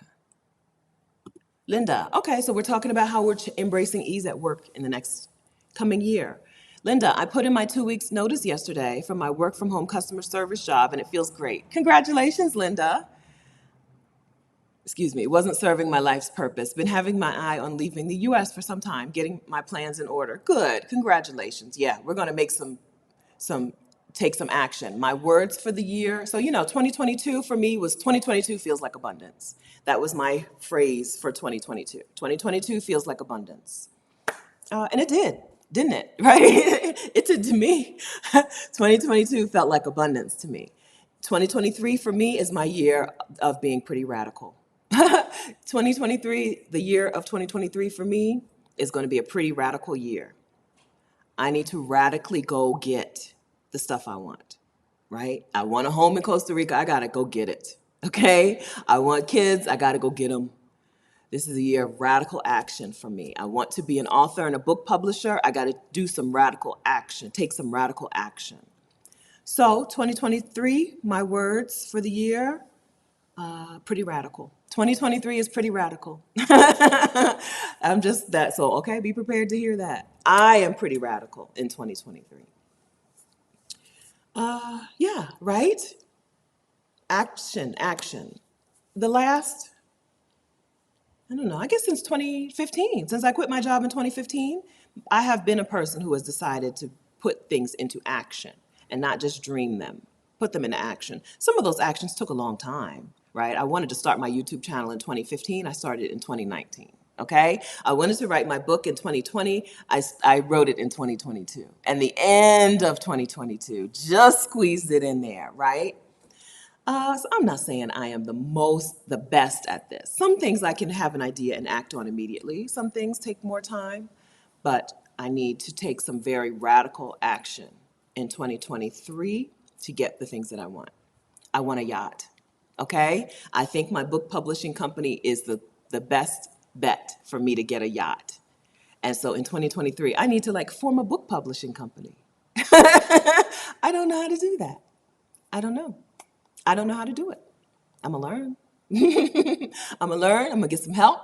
I'm going to a conference specifically for that purpose in San Diego in May, and maybe in London in April. I'm gonna learn. Okay, I got to take some pretty radical action. If I want a yacht, I need to take some pretty radical action. Okay, I think I've put a yacht in 4 years. That sounds a little tight. It might be 6 years. I know it's not 5. Might be 6. I might have written it down for the 6 years. 50. I think I wanted a yacht before I was 54. Right? That's going to take some pretty radical action. So 2023 is pretty radical. Okay? Yeah. All right, ASMR with Dar. I remember pre-internet life, my grandmother bought a computer and I played Oregon Trail on it. Yeah. My dad brought home a computer from work. But I don't know. I guess this was probably before the internet though, so it didn't do anything. My dad used to bring home, when they would get new computers, they would bring home the old computers. But I don't think it did anything. I don't remember doing anything on that computer. No games. Then the internet came out, and then you had to buy the disc. So he used to buy those AOL discs, and you put you got on the internet from dial-up, and you put the disc in the computer and all of that, right? Life before the internet was interesting. Life before the internet meant somebody else had to give you permission to do something, right? Either they had to give you permission to do it, or you had to sell cassettes out of the trunk of your car, right? If you wanted a platform, those were your options. Now the internet is like, oh, you want a platform? Here, pick one. Pick one. Pick one, right? I think we need to take advantage of our advantages. And the internet is an amazing advantage. It is a democratizer, a leveler of things, playing field leveler. Did you?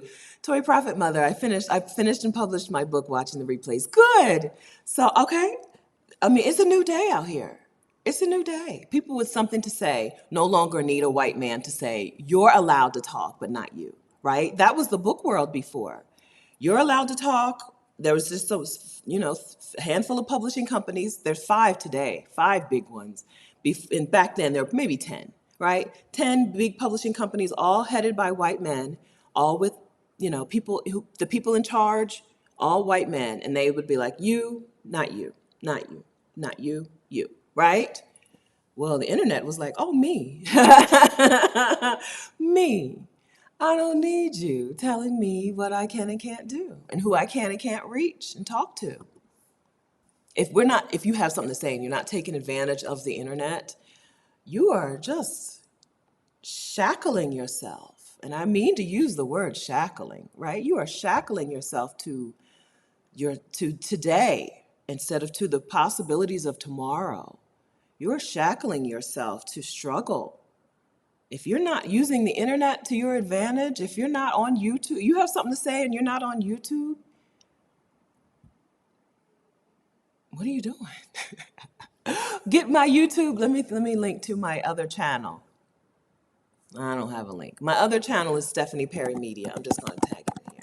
I have videos to help you, okay? Don't feel bad. I didn't say that to make you feel bad and hang your head, okay? I'm saying that to tell you to get on it. Let's go.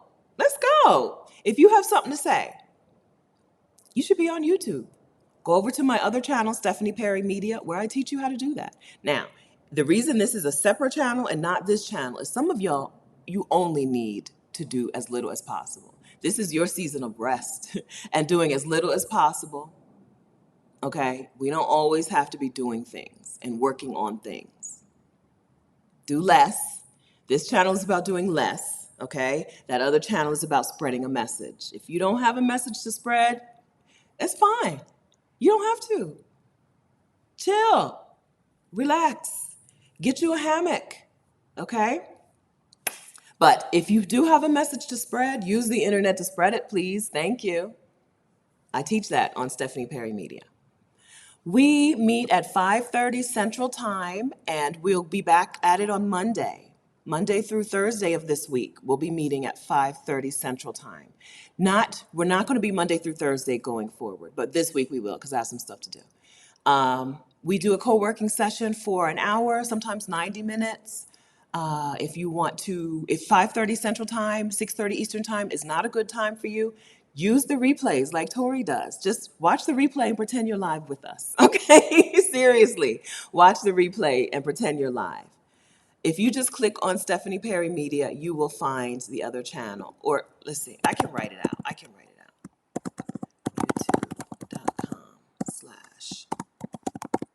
YouTube.com/Stephanie Perry Media. Let's see. Can I see it? I can't see it. Okay, there you go. Okay, so there's the link. If you subscribe and turn on notifications, you'll get notifications when we start the live stream for the co-working session. But it's 5:30 Central Time. Okay. Genevieve, are you asking how to have something to say? Type this in again, Genevieve. I'm missing something. Are you saying how do you have something to say, or are you saying something else? 2023, Teresa. 2022 was rest, 2023 is execution. I hope that we can continue to do this in cycles. Rest is always on the schedule. Okay, rest is always on the schedule, but there are times that are going to be more about rest than anything. Rest is number 1, 2, and 3 on our list, right? I hope that this is why I talk about the sabbatical so much. That's what the sabbatical is to me. It is a season of rest, a season of resetting, and then we go into something new, or back to something old, or whatever, or a combination. Right? There is a cycle to things. I'm not saying that rest is something that you only do in cycles. Okay? I'm saying that making rest all of it, making it all rest, there's a time when that's very important, right? And then there are times that rest can lead you to your new self. And sometimes that new self has some things that she wants to do. So you may go into a season of doing, right? I'm in a season of doing. I'm in a season of doing. We'll see how long. According to my 2023 plans, it's going to last me at least through the October. Like we're talking about months of me doing things. But you know what? I've had a good season of rest. I've had a good season of I'm not doing anything. I'm not doing nothing. Next year, I want to. I don't know. I don't really want to talk about goals here, but whatever. We're talking about ease today. But so next year, when I'm publishing my books, I've written the book. It's headed to the editor January 9th. I'm really scared. It's heading to the editor January 9th. So next year I'm publishing my own book. I would love to publish an anthology of other women's career break stories. And I'm setting up a formal book publishing company. That's going to take some doing, right? I want to license out my Get Found on YouTube masterclass to other coaches. So women who coach other women, or people, I guess people, anybody can license it. People who coach other people who would be well served by having a strong YouTube channel. I would love to license Get Found on YouTube to those coaches so that they can provide it for their students. So I have a lot of things that I want to do this year that are going to require execution. This is a pretty radical year for me. I want to get an actual home in Costa Rica, which is going to require me to get residency in Costa Rica, an apartment in Costa Rica, furnish an apartment or house. I really want a house. Furnish a home in Costa Rica. I'll be starting off my conversation with the adoption attorneys and agencies here in 2023.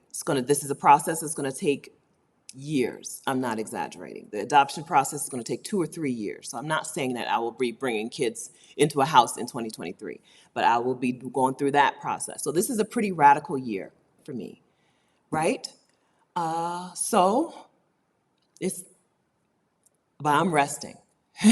I'm a rest, okay? Don't worry about that. You're going to still see the glow, okay? I glow. When I get a good night's sleep, which is every night, I get a good night's sleep every night, and I take lots of naps. I get the glow. You're going to continue to see the glow. Don't worry, okay? I'm not saying that when you're out of a season of rest that you don't rest.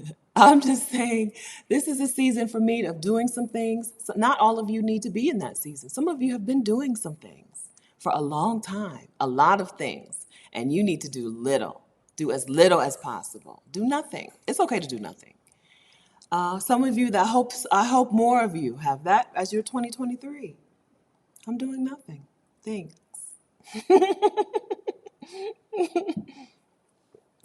I love to see it.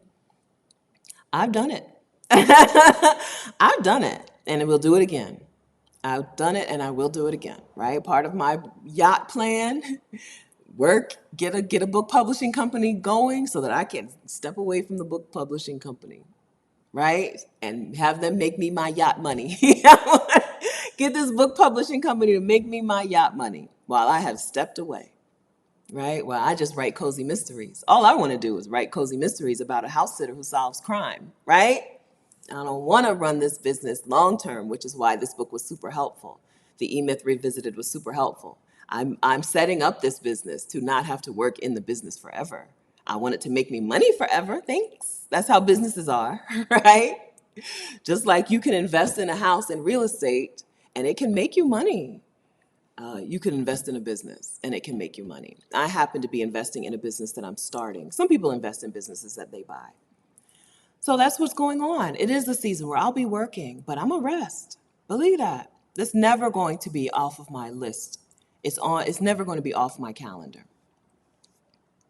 Okay? Yes. Okay, good. Shelly, I got a lot of stuff done during the co-working sessions during Thanksgiving week. Good. Yes, right? Yeah, I used to get on the internet with a disc. Yeah, and then make that noise. Good. Genevieve just made the statement that I do have something to say. Yes. Oh, yes. All right, then. Get it out into the world, okay? So book, congratulations on publishing your book on Amazon, okay? Now you need to talk about that book all over the internet. I'm not kidding. I'm not kidding. Somebody should be interviewing you every week about your book. Somebody with an audience, and you should be building your own audience about that thing if you want. If you want, okay? Yes, right? Use the internet. Use the internet to sell your books. That's what I'll be doing, okay? You're gonna see me all over the internet talking my talk. We don't need to rely on the bookstore is not going to be super helpful, right? This is not 1999 when Borders Books, you just want a book, you go to Borders Books, you find something. That's not how things are done at this point, right? Use the internet. Talk your talk all over the internet. Oh, good, Monique. So Monique has multiple books already published. 2023, my publishing company will be a 4-day work week. Good. YouTube 1 day, no more than 2. Yes, want to start doing trips to other cities around. Good. Yeah, yeah. So we're going to organize our calendars together not back. June, Lord have mercy. January is the month. January 28th is the day that we're going to do a live calendar session here and get the things that we want for ourselves on our calendars together. All right. Yes, thank you. Yeah, I think I would love to put that out in the world. I would love an anthology about sabbaticals and what they've done for Black women, because I can tell you to take one, but the real proof is in the pudding, right? The real proof is seeing other Black women do it.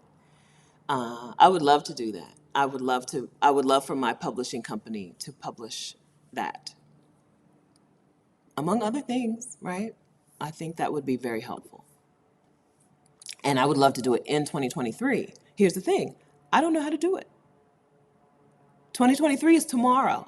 2023 is tomorrow. I don't know how to do it. Okay? Radical. This is a pretty radical year. I'm going to learn all of that. I don't know how to do any of it. I don't know how to secure rights. I don't know how to pay people royalties. I don't know how to pay royalties to multiple people. I don't know how to edit from multiple writers. I don't know any of it.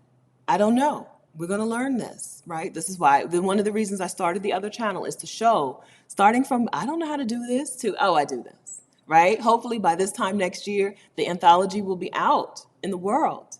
From me telling you today, I don't know how to do any part of it. I don't know how to find the writers. I don't know how to get an editor who can edit for multiple people. Do you need multiple editors if they write in different styles, right? If the anthology includes some different styles of writing, do you need different editors? I don't know. How do you pay? Do you pay upfront? Do you pay royalties? Do you pay a combination? Hopefully both. I don't know. And I don't know how to do it. I don't know how to track royalties from multiple people. I don't know how to credit even. I don't know how to credit them on the book. I don't know how to do it. I hope by this time next year it's done. Okay? Pretty radical. This is a pretty radical year for me. Okay. Okay, thanks, guys. Thank you. All right. Hi, Sherry. So glad to be on the live. We're glad you're here. Might have canceled by New Year's Eve babysitting had I known. Oh, it kind of doesn't feel like New Year's Eve. Does it feel like New Year's Eve to you? Maybe it will once I get a good meal and watch something on TV. Yeah. Yeah, we're taking steps. I'm not anti-resolution. I know that a lot of people like to be like, don't do this, do that. Well, I like to do it all. I like it all. I like resolutions. I like goals. I like action steps. I like calendar setting. I like vision boards. I like it all. I like it all. You don't get to that action steps until you set a goal. Right? So we want the goal first. Go to it. I don't remember if Adelia's session is sold out or not. But just in case it's not, Adelia is doing a vision board session. If you're stuck even with what do I even want for next year, right? Or how do I express it? What do I want for myself? Before I can't even put anything on the calendar because I don't even know what I want. Or maybe you do know what you want, but you want to make a tangible representation of it. Go to Adelia's vision board party. I'm gonna click on the link here, and then I'm gonna copy it here. Does it say sold out? It will sell out. Oh, looks like there's still spots. Good. Okay, you're lucky. Okay. All right, you're lucky. Board. Now, she's just not calling it a vision board party. It has an actual name, which is Envisioning Your Values for 2023. But you know what I'm going to call it, a vision board party, okay? It's here. $8 gets you the Zoom link. And you'll be in community with other Black women who are working on their vision for the next year as well. If you want a little community, you want a little sharing, you want a little giving, you want a little laughter, a little joy, maybe some tears, go to Adelia's vision board party. There's looks like there's still space. I just clicked on the link. All right, vision board party is January 7th. Okay, and then you'll be ready for our calendar party, which is January 28th. Okay, we'll be putting our vision on our calendar. Make sure we get it.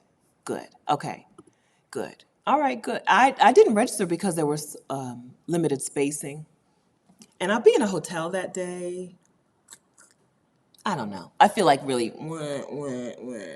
so because I don't even know if I'm going to do a YouTube video on that day. Anyway, anyway, I would be there if I were you. Okay. All right. Yeah. I don't. Doesn't feel like New Year's Eve. I don't know why. Maybe I should have had some drinks. I've been out and about, and there was minimal Christmas. Christmas wasn't bonkers. Like the decorations for Christmas here in San Jose, Costa Rica, weren't like what I saw in Mexico. Here, they don't seem to be too into decorations. First, I thought it was because I was in this particular neighborhood, which is a little ritzy. You know, they have money over here. So I thought maybe they were just too boring for decorations. But even riding around other neighborhoods, there was not a lot of like lights. Maybe they just don't do Christmas lights. The malls were nicely decorated, but so Christmas came and went for me without a whole lot of hoopla. My Airbnb host did bring me a little Christmas stocking with a bunch of snacks in it, so that was nice. But other than that, Christmas came and went without a bunch of hoopla. So I don't know. This new year might sneak in real quiet. My dad told me to go to church. There's a church 2 doors down. And I was like, they don't have any Christmas decorations up. I don't think they're open. He was like, they're open. Go to church. I didn't go to church. Dear reader, I did not go to church. There will be a video next week, but it may not be me. There may be a guest host, or maybe me. I'll say 50-50. I'm in a hotel next week, and hotels are usually pretty iffy on the internet speed. I'm leaving the Airbnb, going to a hotel, and then I'll be going from there to San Miguel de Allende, Mexico. So I haven't decided. And I don't get to the hotel. Well, I get to the hotel on the 5th. So, but if I'm going to have a guest host, I need to have them locked in before the 5th.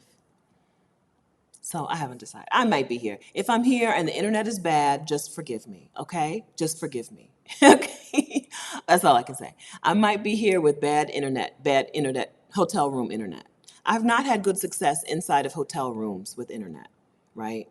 And I don't want to do it out in the lobby. They don't need to be all in my business. Oh, well, when is Epiphany, Nubianette?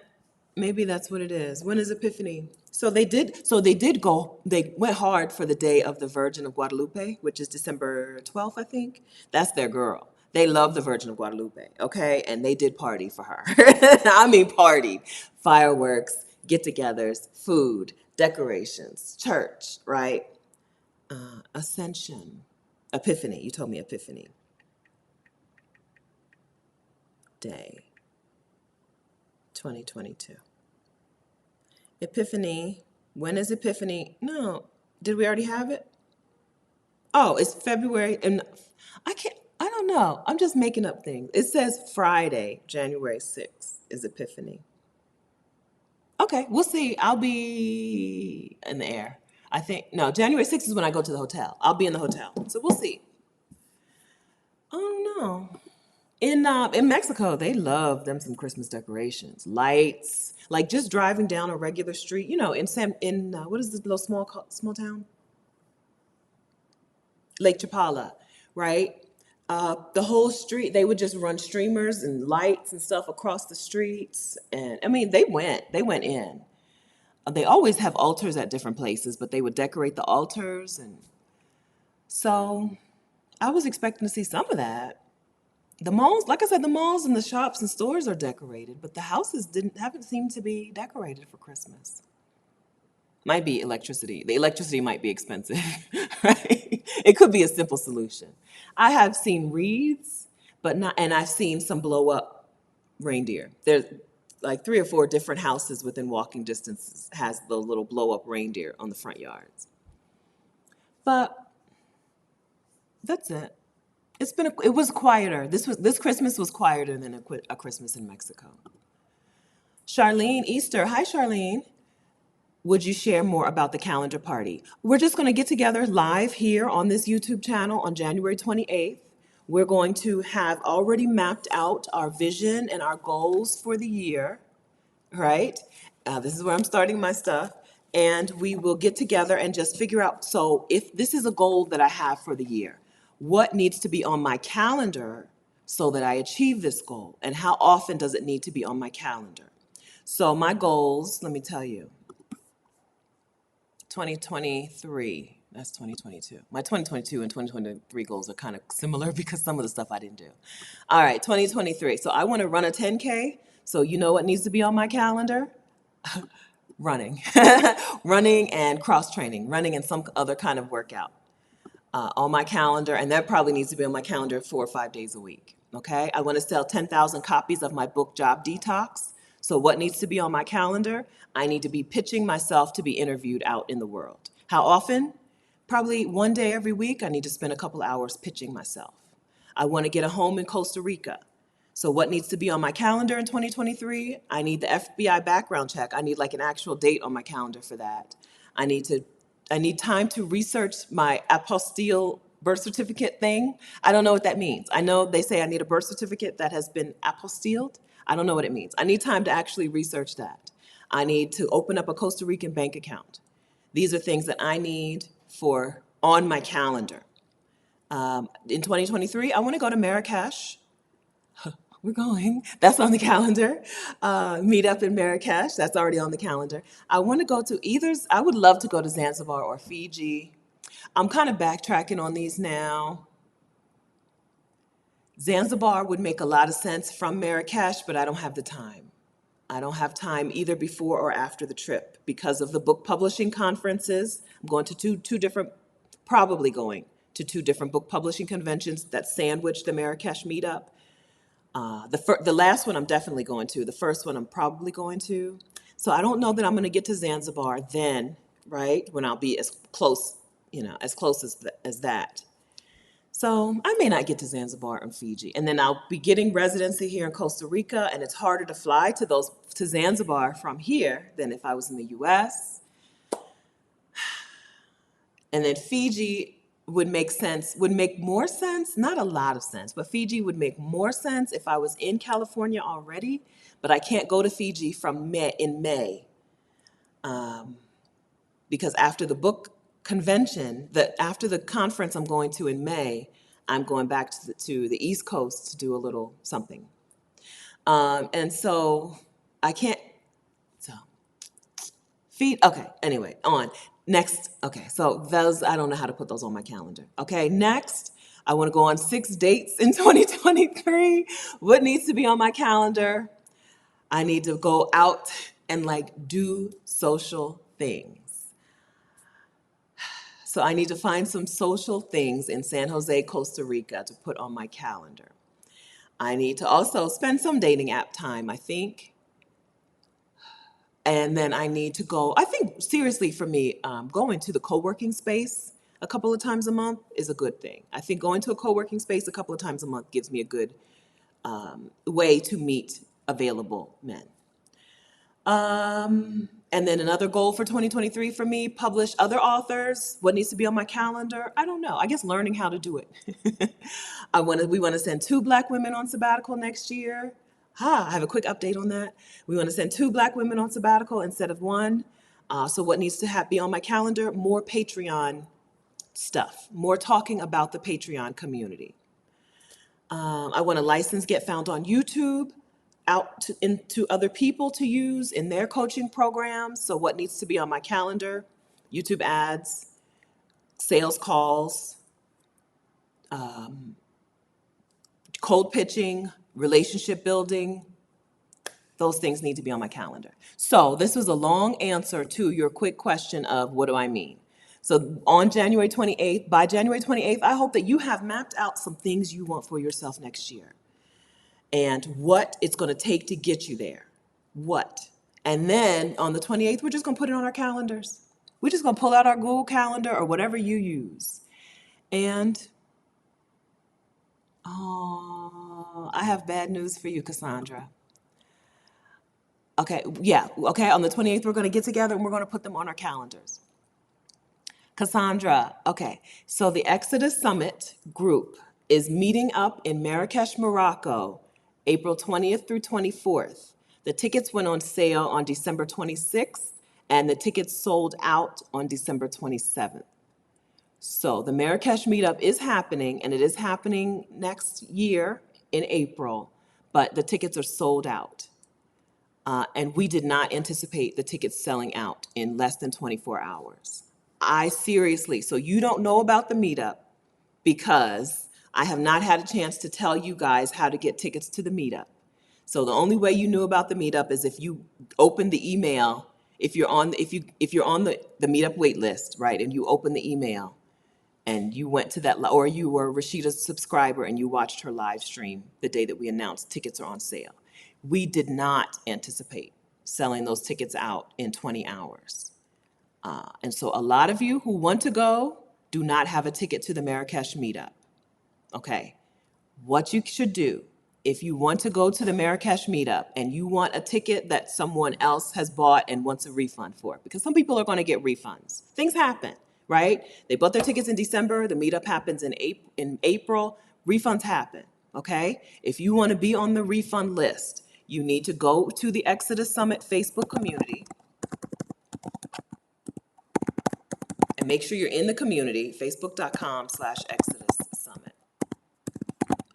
Okay, make sure that you're in the Exodus Summit Facebook community and then look at Frances's post about how to get on the wait list. Frances has already made a post, she's the admin in the community. She's already made a post about how to get on the wait list, okay? And then also the post has links to the actual sign up. What's the matter, Tiffany? Oh, we did not know. Listen, if we had known that 100 seats were going to be filled in less than 20 hours, we would have done more to tell you this is when the tickets go on sale. The reason we didn't announce this is when the tickets go on sale is we thought it was going to take us 3 months to sell 100 tickets. Like, even Mexico, I think we were still selling tickets to Mexico. I don't remember. It's hard to remember, but with less than a month to go, right? And this is a more expensive meetup in a more expensive location with a more expensive flight and more time consuming. So we just didn't know. And so you guys, we've been talking about this meetup for the longest time, and you guys did not hear about it unless you were on that wait list with the email and unless you opened the email at the right time, okay? So what I'm saying, yeah, yes, what I'm saying to you, Sandra's saying, don't give up hope. Sandra got her catamaran ticket to the meetup in Mexico because someone else got a refund and Sandra was on the wait list. So go to the Facebook community, go to Frances's post and click on that link so that you can be on the wait list. Somebody's going to get refunds, right? Okay, and then we'll do something else. Like in a year. Next time we do a meetup, which will probably be a year, right? Next time we do a meetup, we will know to do more to let everybody who wants to get a ticket, let you know, here's how you get yourself in the door. Will we plan a second meetup in 2023? Probably not, Crystal, because let me tell you why. From Exodus Summit, our virtual summit, we make money. We make money. From meetups, we lose money. If we're going to do anything else, extra, if we're going to double down on anything throughout the year, it would be something that's going to make us money. We're not going to double down on something that costs us money. Because, Rashida's got to fly from Mexico City. I have to fly from Costa Rica. We are not even covering our own flights. We're not even making enough profit to cover our own flights. Not exaggerating, okay? We still didn't make our prices high enough to cover our own flights. We have to fly ourselves into the meetup. The meetup is losing us money. So no, like there's very little chance that we'll do a separate, okay? Now, I'm going to be doing I'm going to get around the US doing some house sitting road trips again next year. And I hope to include some small get-togethers, not meetups as in we're doing things, but as in I'm at this restaurant in this city on this date at this time. Please join me. I hope to do a lot of that next year. Some of it house sitting related, like some of it just because I'm in town house sitting, because I'm going to house sit part of the rainy season here. I'll be house sitting again in the summer. And part of it talking about the book, right? Talking to book clubs and whoever else will have me to come and talk to their women about my book, churches maybe or whatever. So hopefully as I get around the US next summer, we'll do some very informal, very impromptu meetups. But as far as an Exodus Summit meetup, which includes Rashida, so Rashida is a person who makes things better. I do as little as possible, okay? So the reason my meetups look very different from the Exodus Summit meetups is I do as little as possible. I don't even pick the location for our meetups. I've done 3 with you guys. I've not picked any location. We met in Virginia, in DC. We met in Charlotte. We met in Nashville. I didn't pick not one of those restaurants. I didn't pick not one of those times. I may have picked the date, right? Right. So I'm doing as little as possible. Okay. We should do a Querétaro meetup. Actually, Angela. Okay. So I'm going to be in Querétaro, Mexico. Duala, who's there? Duala or Abba? And Kim, are you there? Kim? Friends? I don't know. I got to figure out how to email y'all or something. I don't know. Because it's last minute. I'm going to be in Querétaro January 10th through 13th? 12th. 10th, 11th, and 12th. I'll leave on the 13th to go to San Miguel. We can do a meetup in Querétaro or we can do it in San Miguel the week of the 16th through 20th. What do y'all think? Angela, you planned the last one, so I can't have you plan another, right? Kim, are you here? Kim S? We actually should do a meetup. Y'all bear with us for just a minute. Yeah, we actually should in Querétaro and or San Miguel, January, either the 11th or 12th, or in Querétaro, or sometime the 16th through the 20th in San Miguel.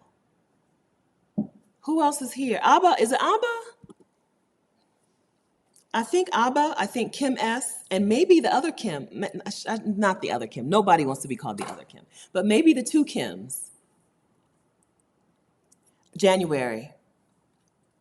Angela's saying Querétaro, not San Miguel.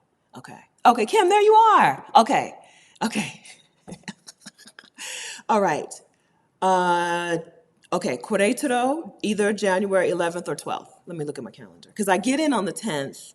What time does my flight get in? I don't get in until, I get in 7 p.m. on the 10th. So I'm there the 11th and 12th all day, and then I leave on the 13th to go over to San Miguel. So 11th or 12th, Abba will be here, okay? Do y'all have a preference? Kim and Angela? 11th and 12th, and then we can pick a location later. Yes, okay. 11th is a Wednesday and 12th is a Thursday. Does that make a difference to either of you?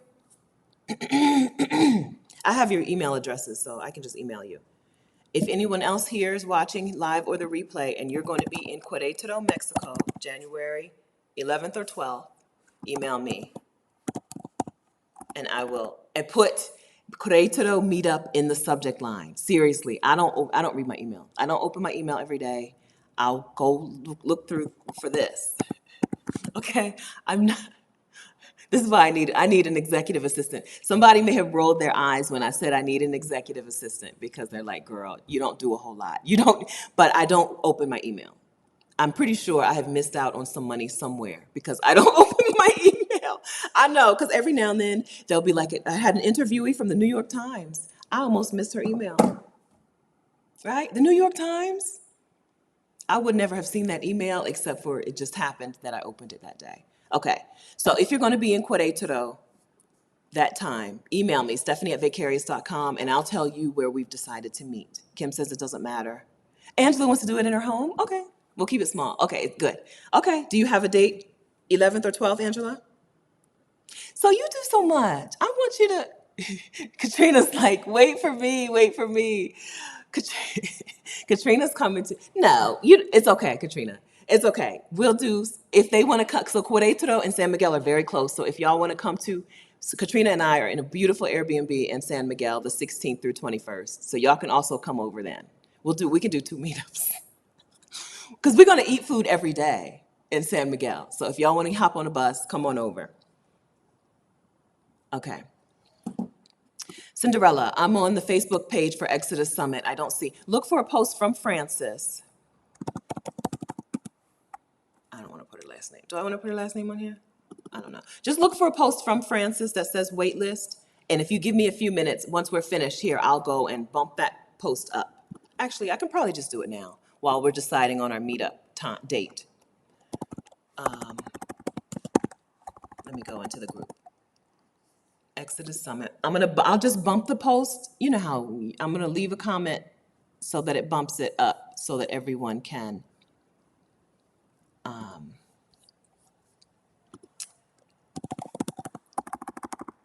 Wait, list. Would she have typed it as one word? We'll see. Frances Hunt. Okay. Oh, I said I wasn't gonna say her name. I don't think it matters. Okay, I'm gonna comment and I'm gonna say bumping this to the top. And then I'll also pin it. Okay. How do I pin it? Oh, you have to.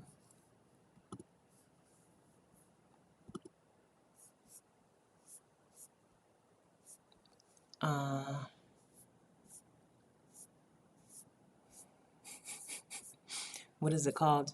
Featured. Okay, I want to add. Be patient with me, y'all. We can end this. It's 11:11. I know I've taken a lot of your time to do things that you don't care about, but I'm going to go ahead and pin Francis's. Okay, so I've now pinned it to the top. If you don't see it at the top, refresh your screen. If you don't see it at the top, you're not in the right Facebook group because we do have multiple Facebook groups that we're closing. We're closing some of the others. We have multiple. We have the Cancun Wait Up group. We have the regular Cancun group, and we have the Marrakech group. So you may be in the wrong community and you may need to move over to the main Facebook community, which is just exodussummit.com/community. Okay. All right. Oh, I didn't read the rest. You're in your car grocery shopping. Okay. It's okay. You have time. Just don't forget. Just try to remind yourself to look for the post. It's not like refunds, tickets are refundable until February 21st.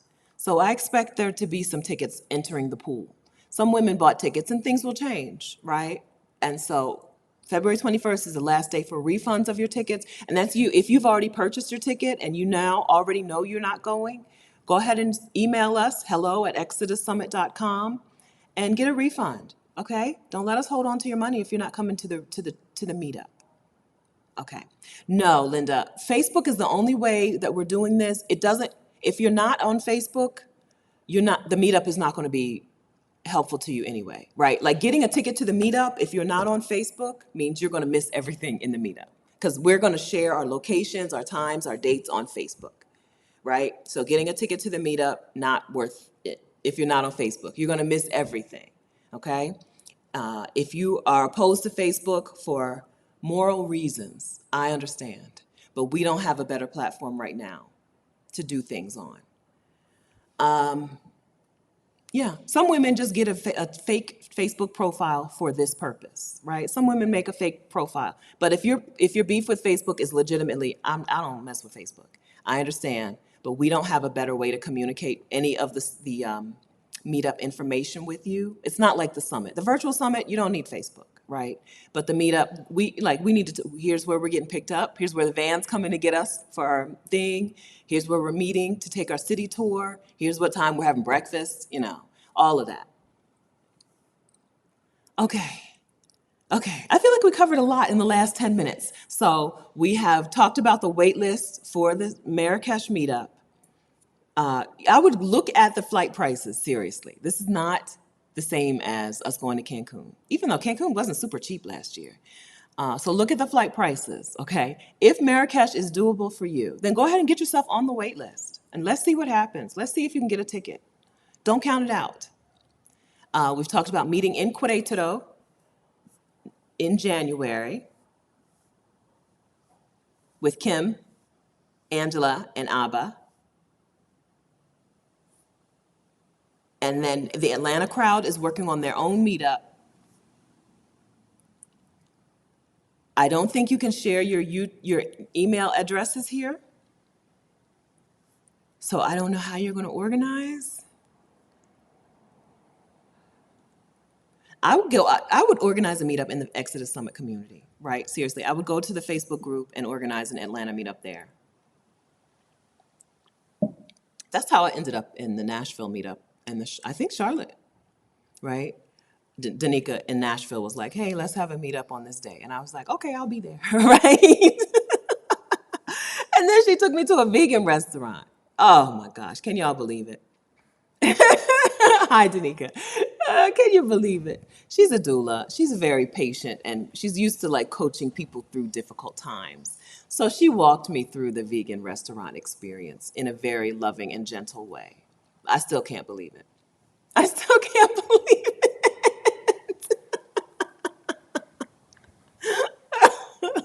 I still can't believe it. Okay. Okay, I'm in Los Angeles. Okay, so I'll be in San Diego, May. I will be in San Diego, California. Well, actually,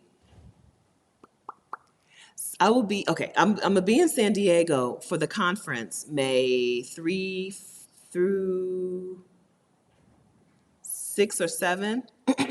I may stick around for a little while and head over to like Joshua Tree or LA. So anyone in the Southern California area want to take over a meetup plan for us for the early May time frame? I would love to do that. I would love to meet the SoCal crowd. I think I'm going to leave the conference and go to Joshua Tree for a little bit. I think I would like Joshua Tree more than Palm Springs. What do y'all think? Since I don't think I'm going to get to Fiji. I really want to go to Fiji, but also, so I'm looking at places that, let me tell you, okay, I'm looking at places that I want to travel to that I think small kids aren't really going to appreciate. I'm like, I'm getting Fiji off my list now because if I have small kids, am I going to want to pay to fly a child to Fiji?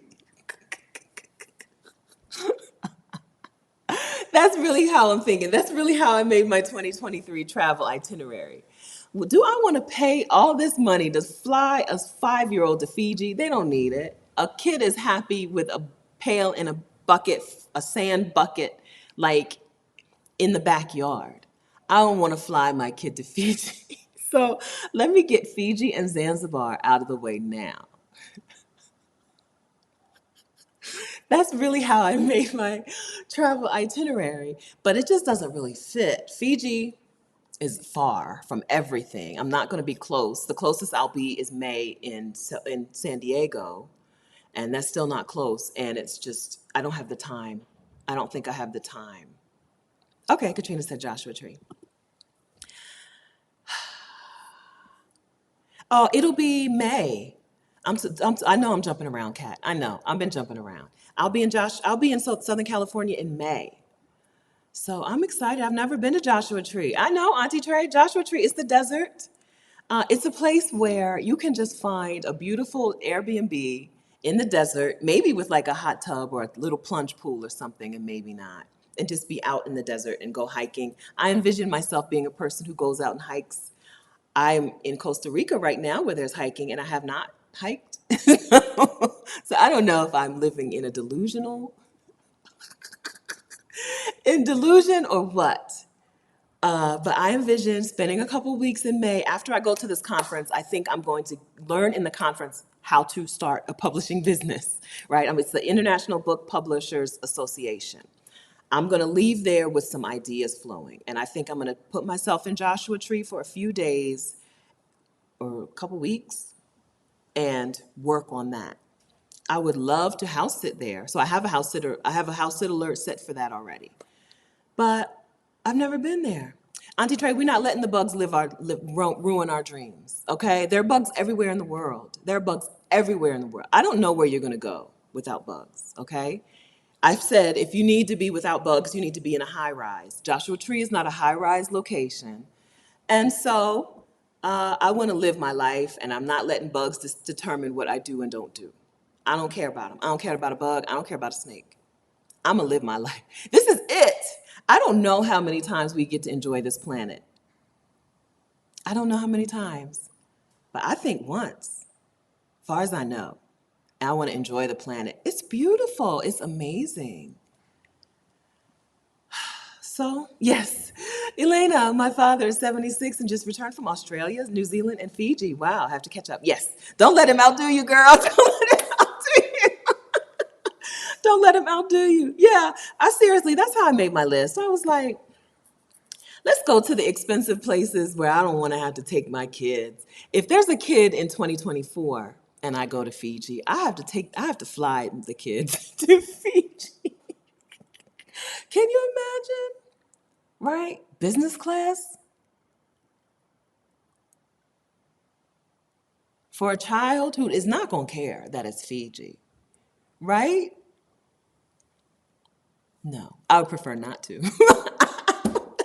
This is what I should have asked the over 60 women.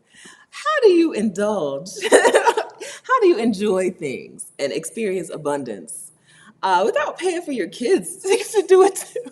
Is that strange? I don't care. I want to go to Fiji. I want to enjoy Fiji. A child is not going to care that it's Fiji. I mean, they would enjoy it because it's the beach, right? But they're not going to care, right? I could take them to get a sandbox in the backyard. They would be just as happy. So I'm thinking after. So the conference ends on the 6th or 7th. May 6th. Let me look at this. The conference ends on May 6th.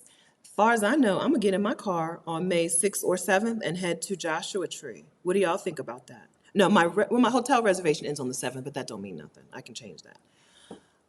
After May 6th or 7th, so anytime between then and probably the 5th, I'll probably be around till at least, well, the 15th for sure, maybe the 20th. I'd say the 15th, between the 7th and the 15th, I will be there. After that, I could make it work. I would love to do that. Okay, SoCal crowd. So do y'all want to do y'all want to meet up in Joshua Tree? Do you not want to meet up at okay, so I don't cook. So if you come to my Airbnb in Joshua Tree, you're gonna have to bring your own snacks. We can do a meetup in my Airbnb in Joshua Tree, okay? But I'm not providing food. I don't, okay? But Joshua Tree has restaurants. We don't have to decide all of that. I just need someone to say, I'm gonna take this. Miss Callie, and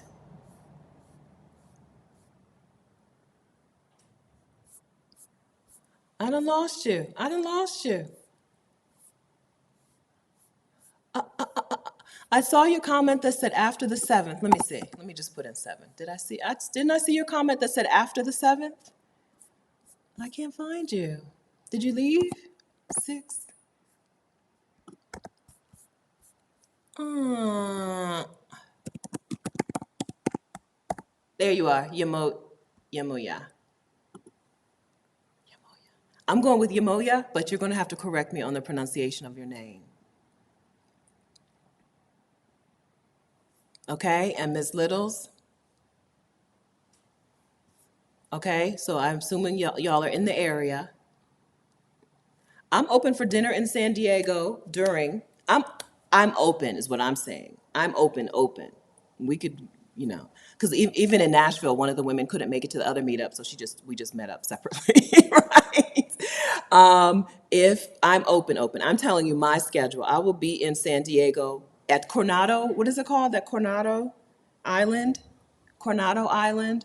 I don't know why I'm so frowny about it. Coronado Island, May 3rd through 6 or 7. Let's go with 7. 3 through 7, San Diego. And then probably 7 or 8 through 20 something, Joshua Tree. Okay? And yeah, okay? And then, yeah. So, hey, G's, LA. So I fly into LA, but right now, okay, so let me tell you that. Okay, I'm flexible. I fly into LA, but I don't remember if I fly in on the 2nd or the 3rd. So I'll be in LA just for a few hours. And then I fly out of LA afterwards. So if you don't want to come over to Joshua Tree, I fly out of LA, but I don't know yet my date for leaving. Okay, and I'm open for all of that. If anyone wants to raise her hand and say, I will plan something, good. If not, then that's okay. Then I'll just keep telling you my dates, and as it gets closer, because we're far out. May is farther than we know. We're far out. Okay? May 2, I arrive in LA. May 3, I get to, maybe May 1 or 2. I don't remember May 1 or 2, I arrive in LA. May 3, I get to Coronado Island through May 7. I'm there for a conference, but I can eat dinner. I can still do a meetup during the conference, I don't think. Then May 8th through at least the 15th, maybe the 21st, I'll be in Joshua Tree.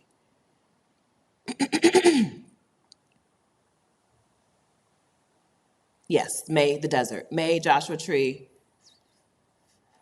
I'm going to go with sometime between May. Oh, so I think Auntie Trey is asking, but I don't think Auntie Trey lives in California. So maybe we do need to plan this a little earlier in case some of y'all want to come from not to California. Some of you who live not driving distance away. Okay, Shauna says she loves Coronado Island. Okay, I don't know why it makes me so frowny. Every time I'm like, why are they having it there? I don't know anything about that place. But for some reason, it seems inconvenient. Is it inconvenient? I don't know, because I've never been there. Okay, I've never been there. But every time I look at that reservation, I'm like, Coronado Island, why? It seems like a place do you have to take a ferry there, or am I just thinking of Catalina? Do you have to take a ferry to Coronado Island? I don't know. I need to Rome to Rio that. Hello, Learning to Live. Thank you so much for that super chat. Okay, so I told you I have a good news I talked to Maisha Francis about the gift that we're giving her, the fundraising that we've done for her. Maisha Francis is an artist from New Orleans. We're giving her money for her sabbatical. Spoiler alert, she left without us. She left. She's in Rwanda now. So we're going to get her the money ASAP.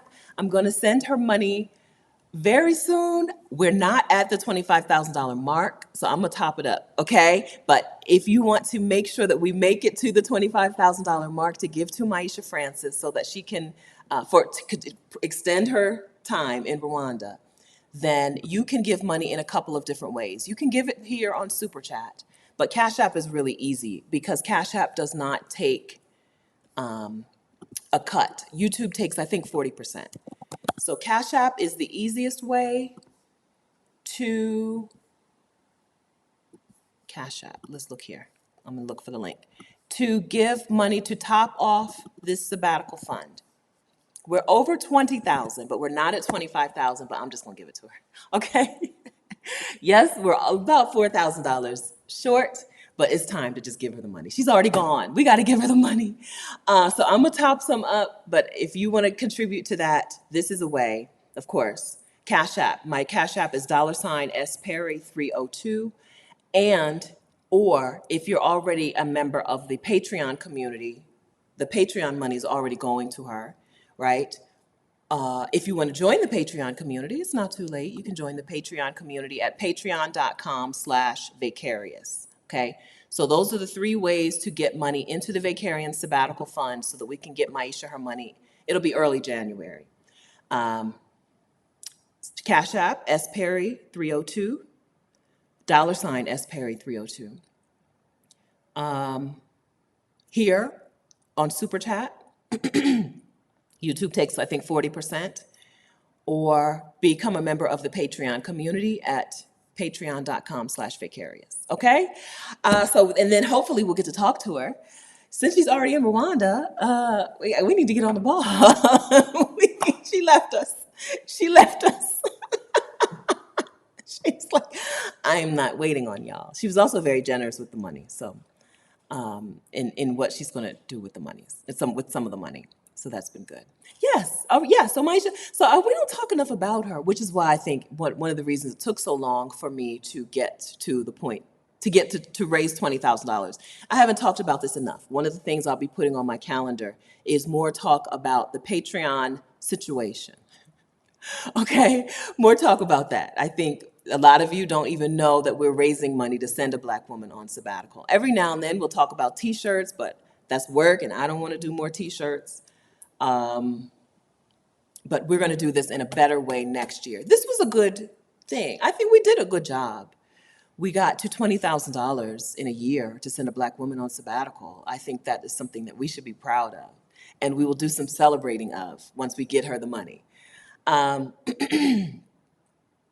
So yeah, it's just Maisha Francis, Myesha. I'm gonna put this in here, and if the link doesn't work, somebody let me know.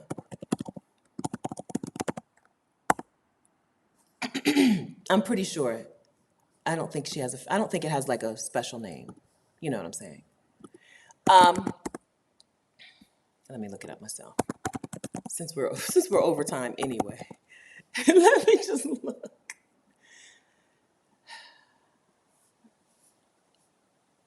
It's Maisha Creatively Yours. No, she's got two channels. Maisha Francis, but she's on this one. Maisha Francis. Creatively Yours, Maisha Francis. Okay, so that was wrong. Here, this is Maisha's YouTube channel. She does have a fancy name. Creatively Yours, Maisha. Myesha. Because I always put an I in her name. I spell it Myesha.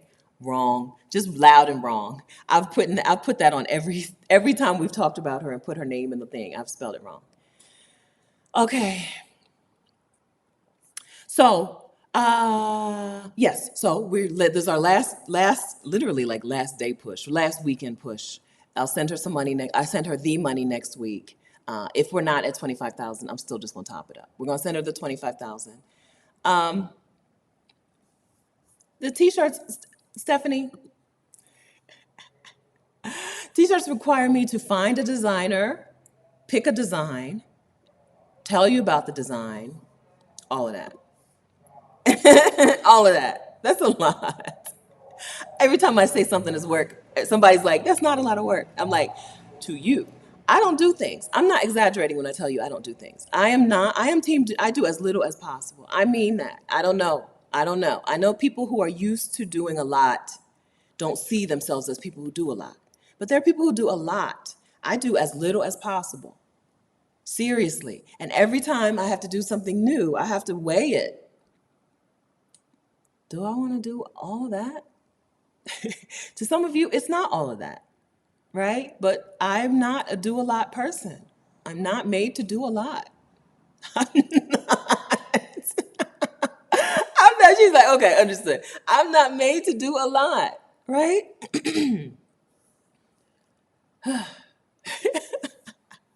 I got to take naps. Like, I got a lot of stuff to do.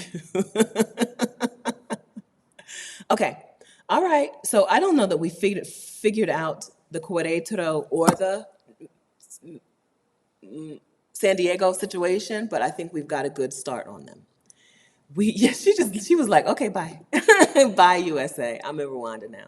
She visited Rwanda, and I think she was just like, enough.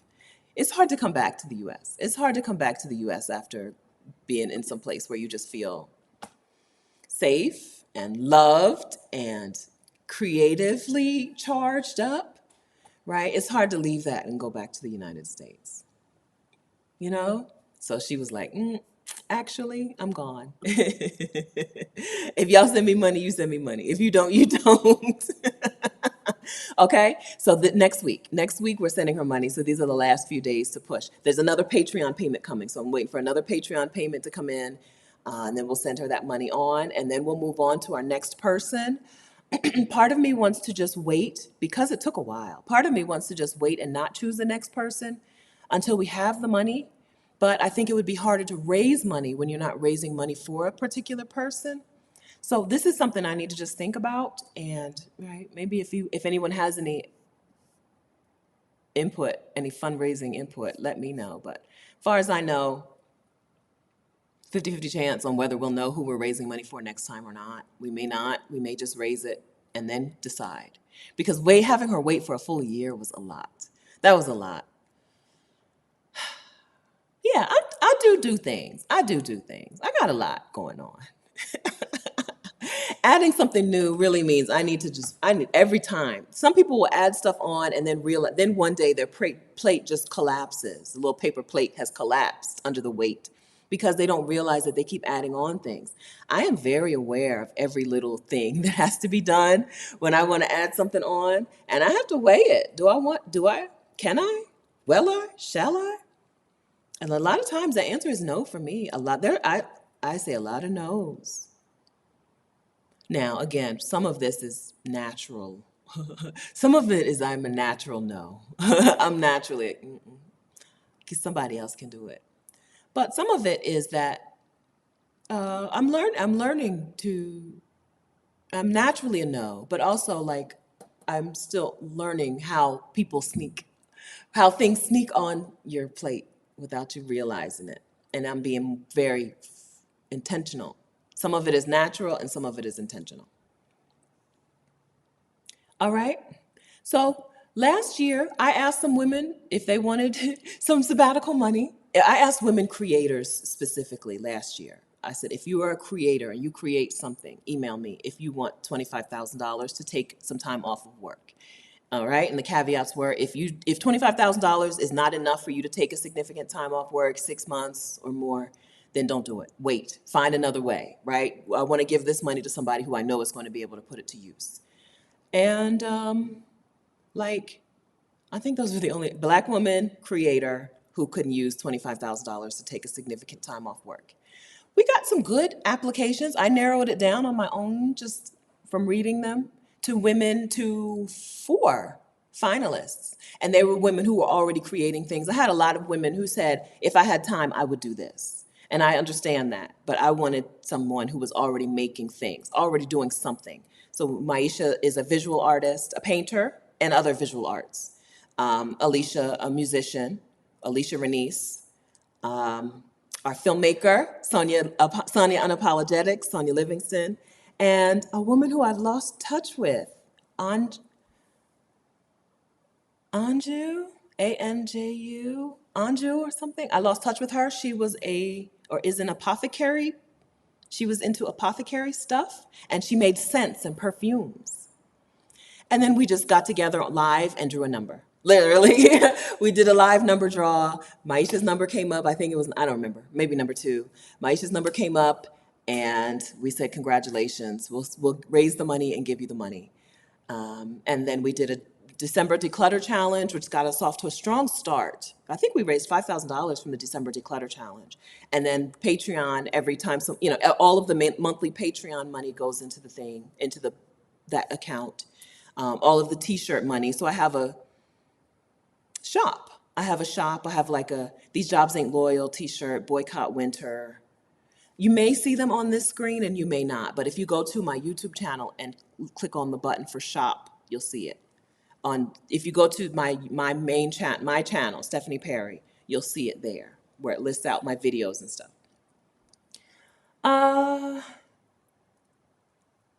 Yeah, and so that's the money. The Patreon has been the biggest contributor because Patreon got up to almost $1,000 a month very quickly. And then once we hit, I think it's 9 something a month. Once we hit that number, I quit really talking about the Patreon all that much. Things that, the summit happened and, I've been busy. So I think I didn't market things well enough for us to do I think we did really well considering how little I talked about it. That's what I'll say. $20,000 is significant. And $20,000 is significant considering I hardly ever mentioned it.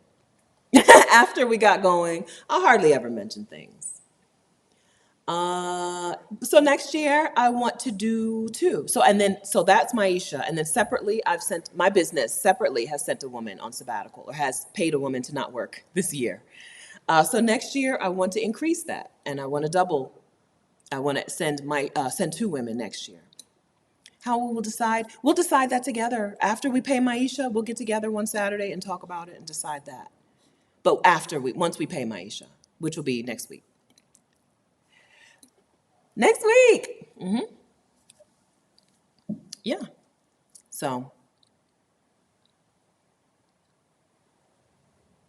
I'm looking through the comments to see what I need to cover before we hang up.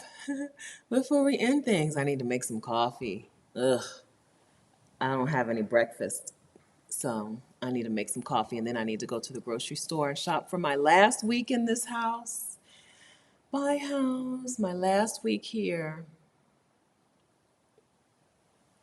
No, I like the sabbatical. Miss Callie says maybe we can raise money to send someone on the group trip next time. I like the sabbatical. That's significant. You know what I mean? That's a life changer. I like it. We can do it. There's a lot of us here. Listen, I think we could have doubled this if I had done a better marketing job, right? We could have been done with this in July if I had done a better job of marketing it and talking about it. I hardly ever talk about it. I've never emailed about it. I have 20,000 people on my email list. I don't think I've ever sent an email about the sabbatical fund.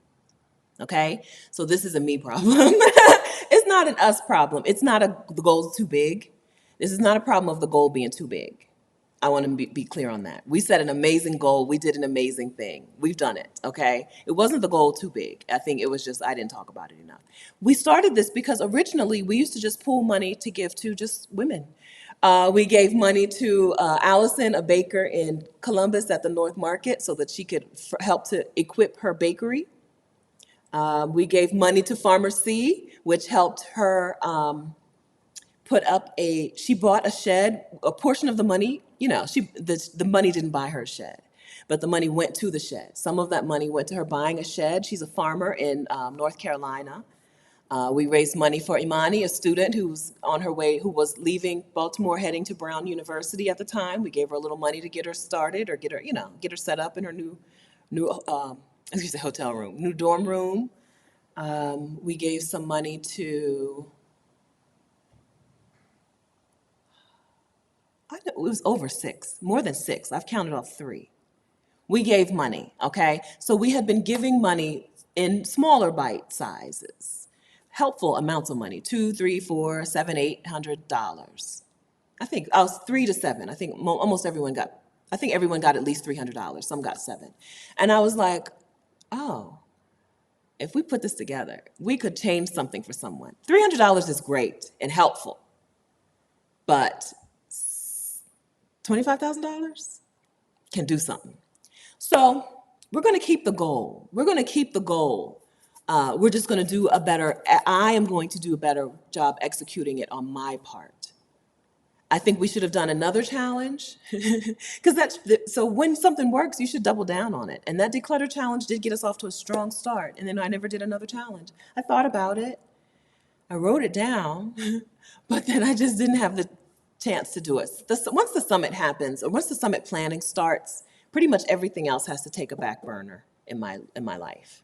Well, as I choose to do things, because I don't want to be tired, right?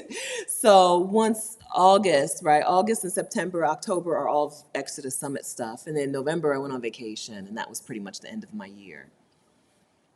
So next year, going into things, we know we need to front load this. If we want to send 2 women on a sabbatical next year, we need to front load the efforts so that we can get there. So that by the time September and October comes, it's rolling and we know we'll get there. Yeah. I don't think the problem was the goal was too big, and I don't think the problem was the execution on your part. It was just I didn't talk about it enough, right? Some of you have never heard this. Some of you have been subscribers for months and have never heard that we were raising money to send a Black woman on sabbatical. That's a me problem. Okay, we're gonna do it. We've done an amazing thing. We've done an amazing thing. My Patreon. So the Patreon community exists at this point strictly as a way for women, you, to give money to another woman to go on sabbatical. Every now and then I do things with the Patreon community, but it's every now and then, okay? So my Patreon community gets together on their own for co-working sessions, usually in the afternoons. The Patreon community does things together. They have like their own accountability group, their own co-working session group, their own another group, right? But it is not out of my hands, but it is the community, not me. Okay, this is another. This is not me saying join my Patreon community and every week we'll get together for a private. No, no. Okay, the Patreon is a way for you to every month have a few dollars come out of your account into a pot that's going to send a woman on sabbatical. That's the main focus of the Patreon community. Other than that, y'all hang out and have fun. I show up in the co-working sessions, usually on Fridays or Saturdays. I go to those co-working sessions there in the afternoon. Matter of fact, there is one today at Jessica organizes most of them. Jessica and Donna, and Jessica's doing the organizing of them at this point. I done lost my Discord app on my phone. There it is. So let me see. There's a declutter group in there. Okay, let's see. Jessica says, yesterday was the final co-working session of the year. I missed it. Yesterday at 4 p.m. Eastern time. So they're not going to do one today, which makes sense because it's a kind of a holiday. But anyway, when you join the Patreon community, you get information on how to get onto the Discord so that you can hear what's happening. But it is the community. Okay, this is not a time it's not a time for like behind the scenes stuff with me, right? As I've said, I do as little as possible. But if you would like a few dollars to come out of your check every month to go to a Black woman to send her on sabbatical, you can join the Patreon, right? We used to have a lot of women contributing to Super Chats. My Super Chats used to bring in $400 a week sometimes, $200, $300, $400 a week. And I was like, some of these are the same women giving money every week. Let's find a better way for them to give money on a consistent basis and not have YouTube take a cut, right? That's the reason the Patreon started is that YouTube takes a significant cut. And so I was like, let's figure out a better way. And so that's what that is. Every now and then you'll hear me say, Patreon, I'm gonna do a get ready with me. I've done some of that. Like before this live stream, listen, I'm gonna show up to the get ready with me session with no makeup on. Don't be scared, okay? We can chat a little bit before the live stream. I do those sporadically, but primarily the Patreon community is a way for you to meet other Black women through co-working, through the accountability sessions, through the other declutter group. And y'all chill and hang out. And I'll pop in from time to time. Yes. Yeah, they're a wonderful gang.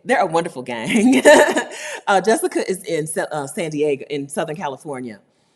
She's the one who schedules the co-working sessions.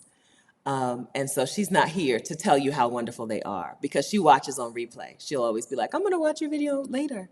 Because we usually get together like 2 o'clock, I think, on Saturdays is the co-working session normally, around there, 1, 2, or 3. And she'll be like, I haven't seen it yet. It's still morning here. I'm like, I know. You'll see it later. Yeah. Yeah, like, I'm not going to be tired. I'm not going to be tired. Yes, right. So that is that's why the Patreon exists. The Patreon doesn't exist for you to like chat with me and right. That's here. We do that. That's if you would like $5, $10, $15, $20 to come out of your paycheck or your account every month, and you know that this is going to the Vaycarians Sabbatical Fund, join the Patreon community.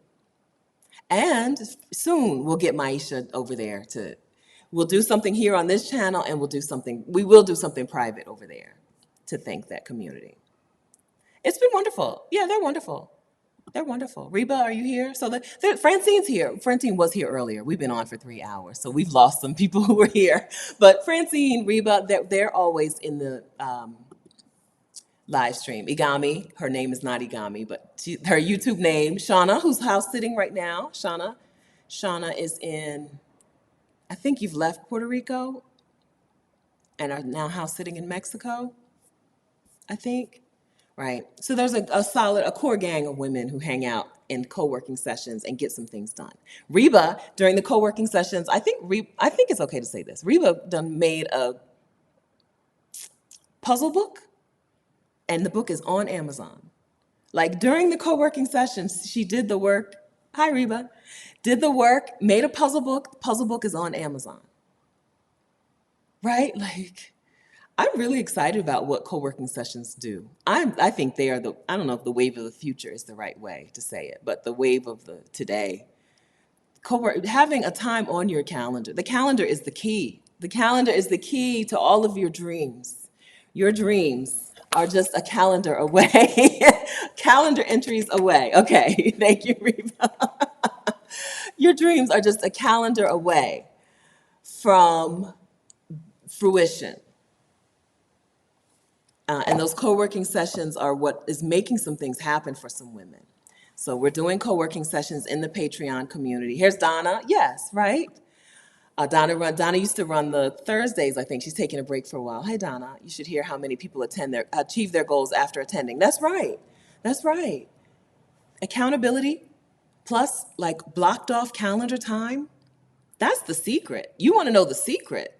That's the secret. Accountability partners and a calendar. Like, that's the secret.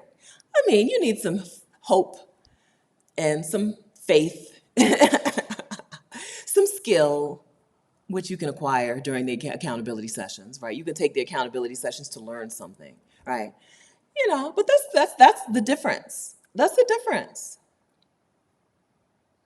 Yeah. Accountability, calendaring. That's what makes the difference. I am starting 2023. No, I am finishing 2023 doing the things I wanted to do when I started 2023, right?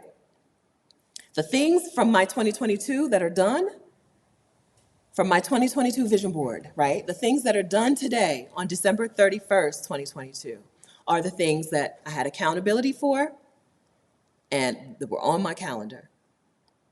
I had no accountability for running a 10K. I had no calendar time blocked off for workouts. I didn't run a 10K. I didn't run a 1K. I didn't run a half a K, right? I wrote a book. It took a long time. But I wrote a book because I had accountability and I had time on the calendar, right? We doubled our summit income, doubled our summit profit. Accountability, which is us, the summit hosts, with each other, and calendar. We know, like August and September is summit planning time. We don't do other stuff in August and September, right? Anything else that I do in this year? Everything. And everything I did came down to accountability and a square on my calendar.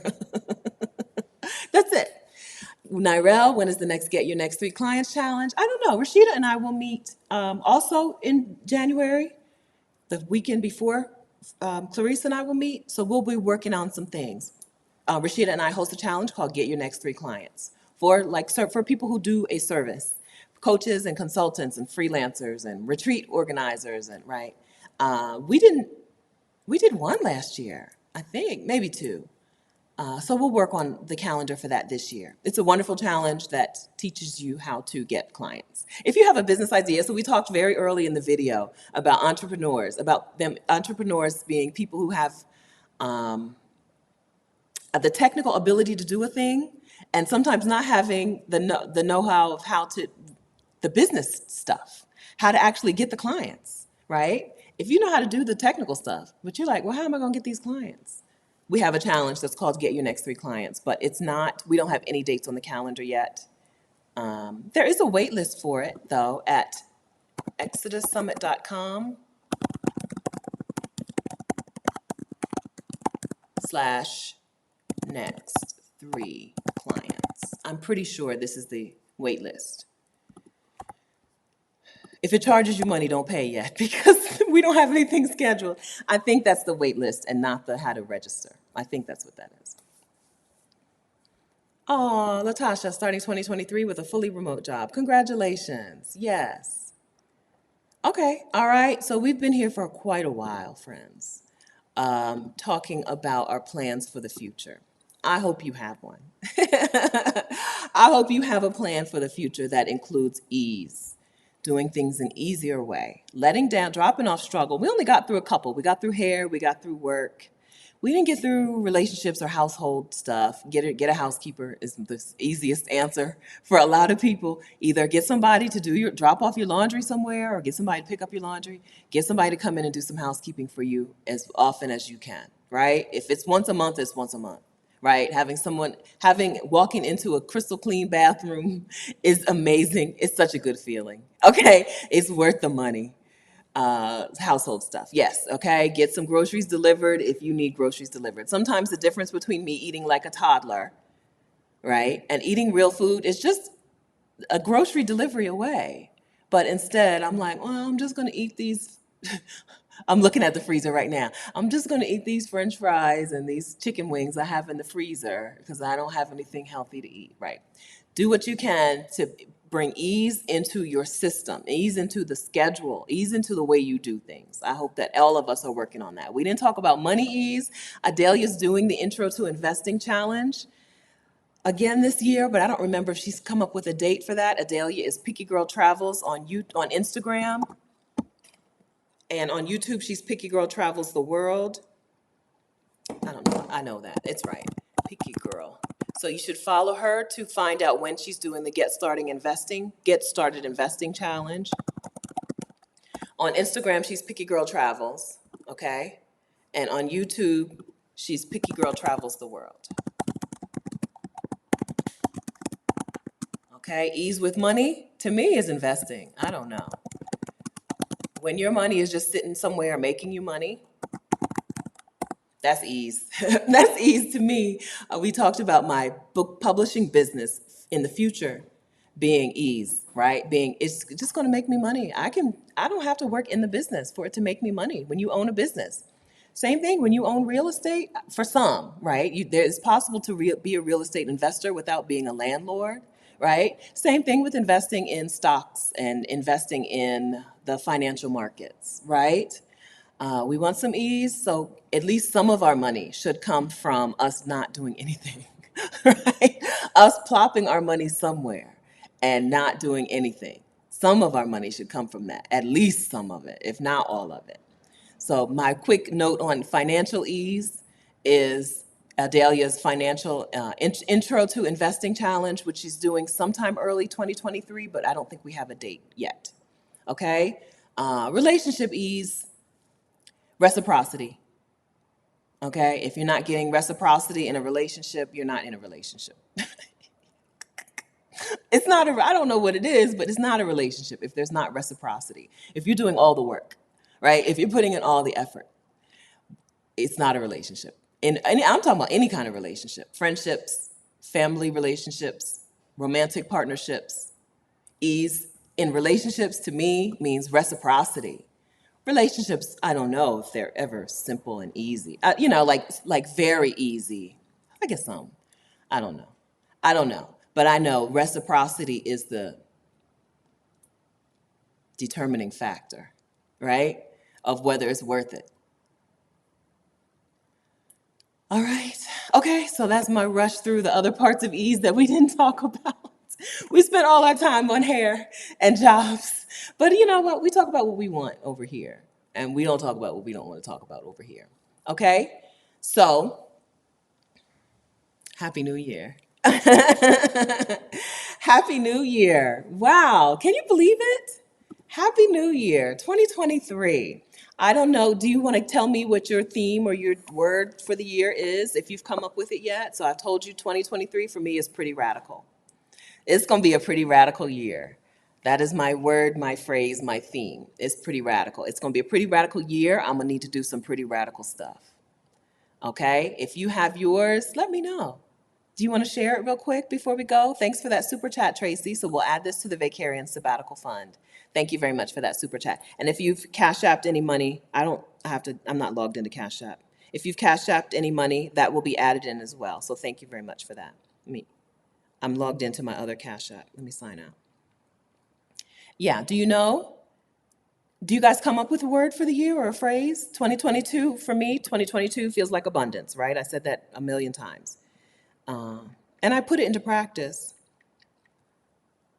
in various ways. But let's see.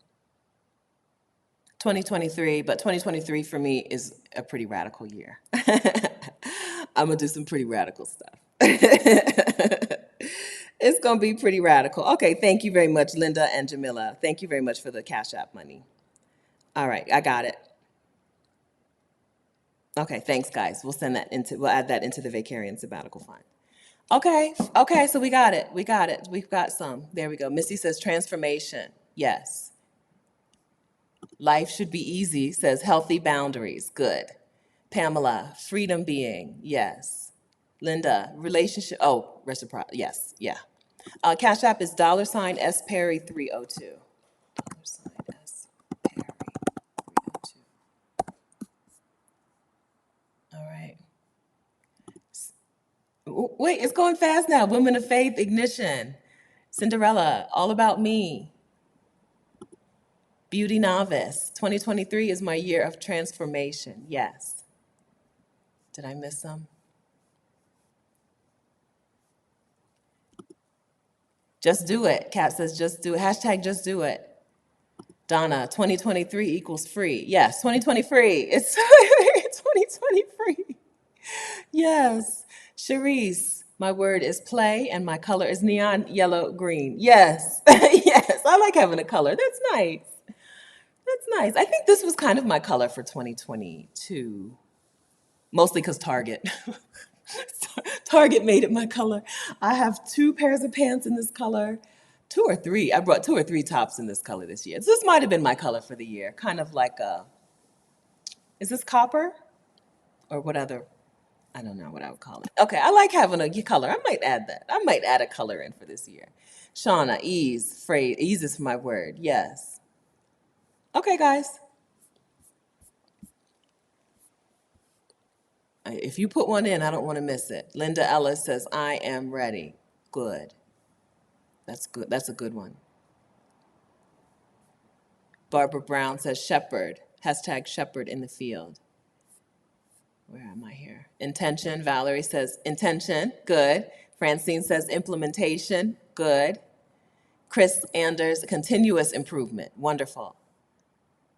Ah, that after 50 life with Sydney. Audacity. I love that. Yes. Audacity. I've lived a life of fear and I need to just do what I want at this time. Yes. Audacity. Hey, Kimani, standing in my power. Kimani is lifting as we climb. Standing in my power. Kimani is not moving into, but Kimani has already made a lot of content on her channel about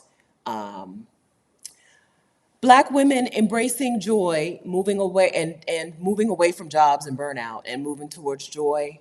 And so I hope that standing in your power, when I see that you're doing it already, and I'm glad that you're recognizing it and continuing it for more. Cassandra, I'm already free. SLS forever, soar. Oh, in 2022 I launched. Good. In 2023 I soar. I love it. That's awesome. Linda, boundaries. Cheryl, fearlessness. VCH, shelfless me. Want to be the book on the shelf that everyone wants to check out because you are filled with lots of self-love. Oh, that's cute. Dark chemistry, will, act, know. Tanya, self-forgiveness, important. Yeah, 2023. 2023. Okay, take it. Vicky says, new me. Dia, yes. Put my knowledge into action. Yes, action. Please, please do. Please do. B meters, put me first. Francine, get her done.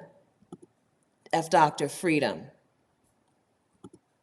Aw, her story of logic and emotion. 2023 is my masterpiece. Denise, no drama, 2023. Cheryl says wings. Linda, ease. Diversity, love, free and beautiful. Senior insurance advisor, it's my time. Paula, bold. Shelley, transform. Amina, rest. More of that, please. Please. More of you need that. More of you need to take this word as your own, okay? Please. Please. Pure elegance, believe. My words believe in my family leadership, yes. Danielle, take the limits off. Yapa Judah, continue to evolve and grow. Stephanie, freedom and increase. Sabbatical life, hey, Teresa, excelling in my consulting business in 2023. Auntie Trey, faith work. Aurora, excel. I am well versed, honoring myself. FM Stinson, healthy living. Learning to live, radical intention. Tia's time, restored. 2023 for Ms. LGC, intimacy. Yvette, unapologetically me, making space for me. Restoration from Ms. Callie. Lavon, embracing my authentic creative self. Wild love living, miracles. Amelia Pierre, victory for all of us. All right, okay. Okay, we are all standing in agreement with one another on these plans, goals, dreams, visions that we have for ourselves for next year and beyond.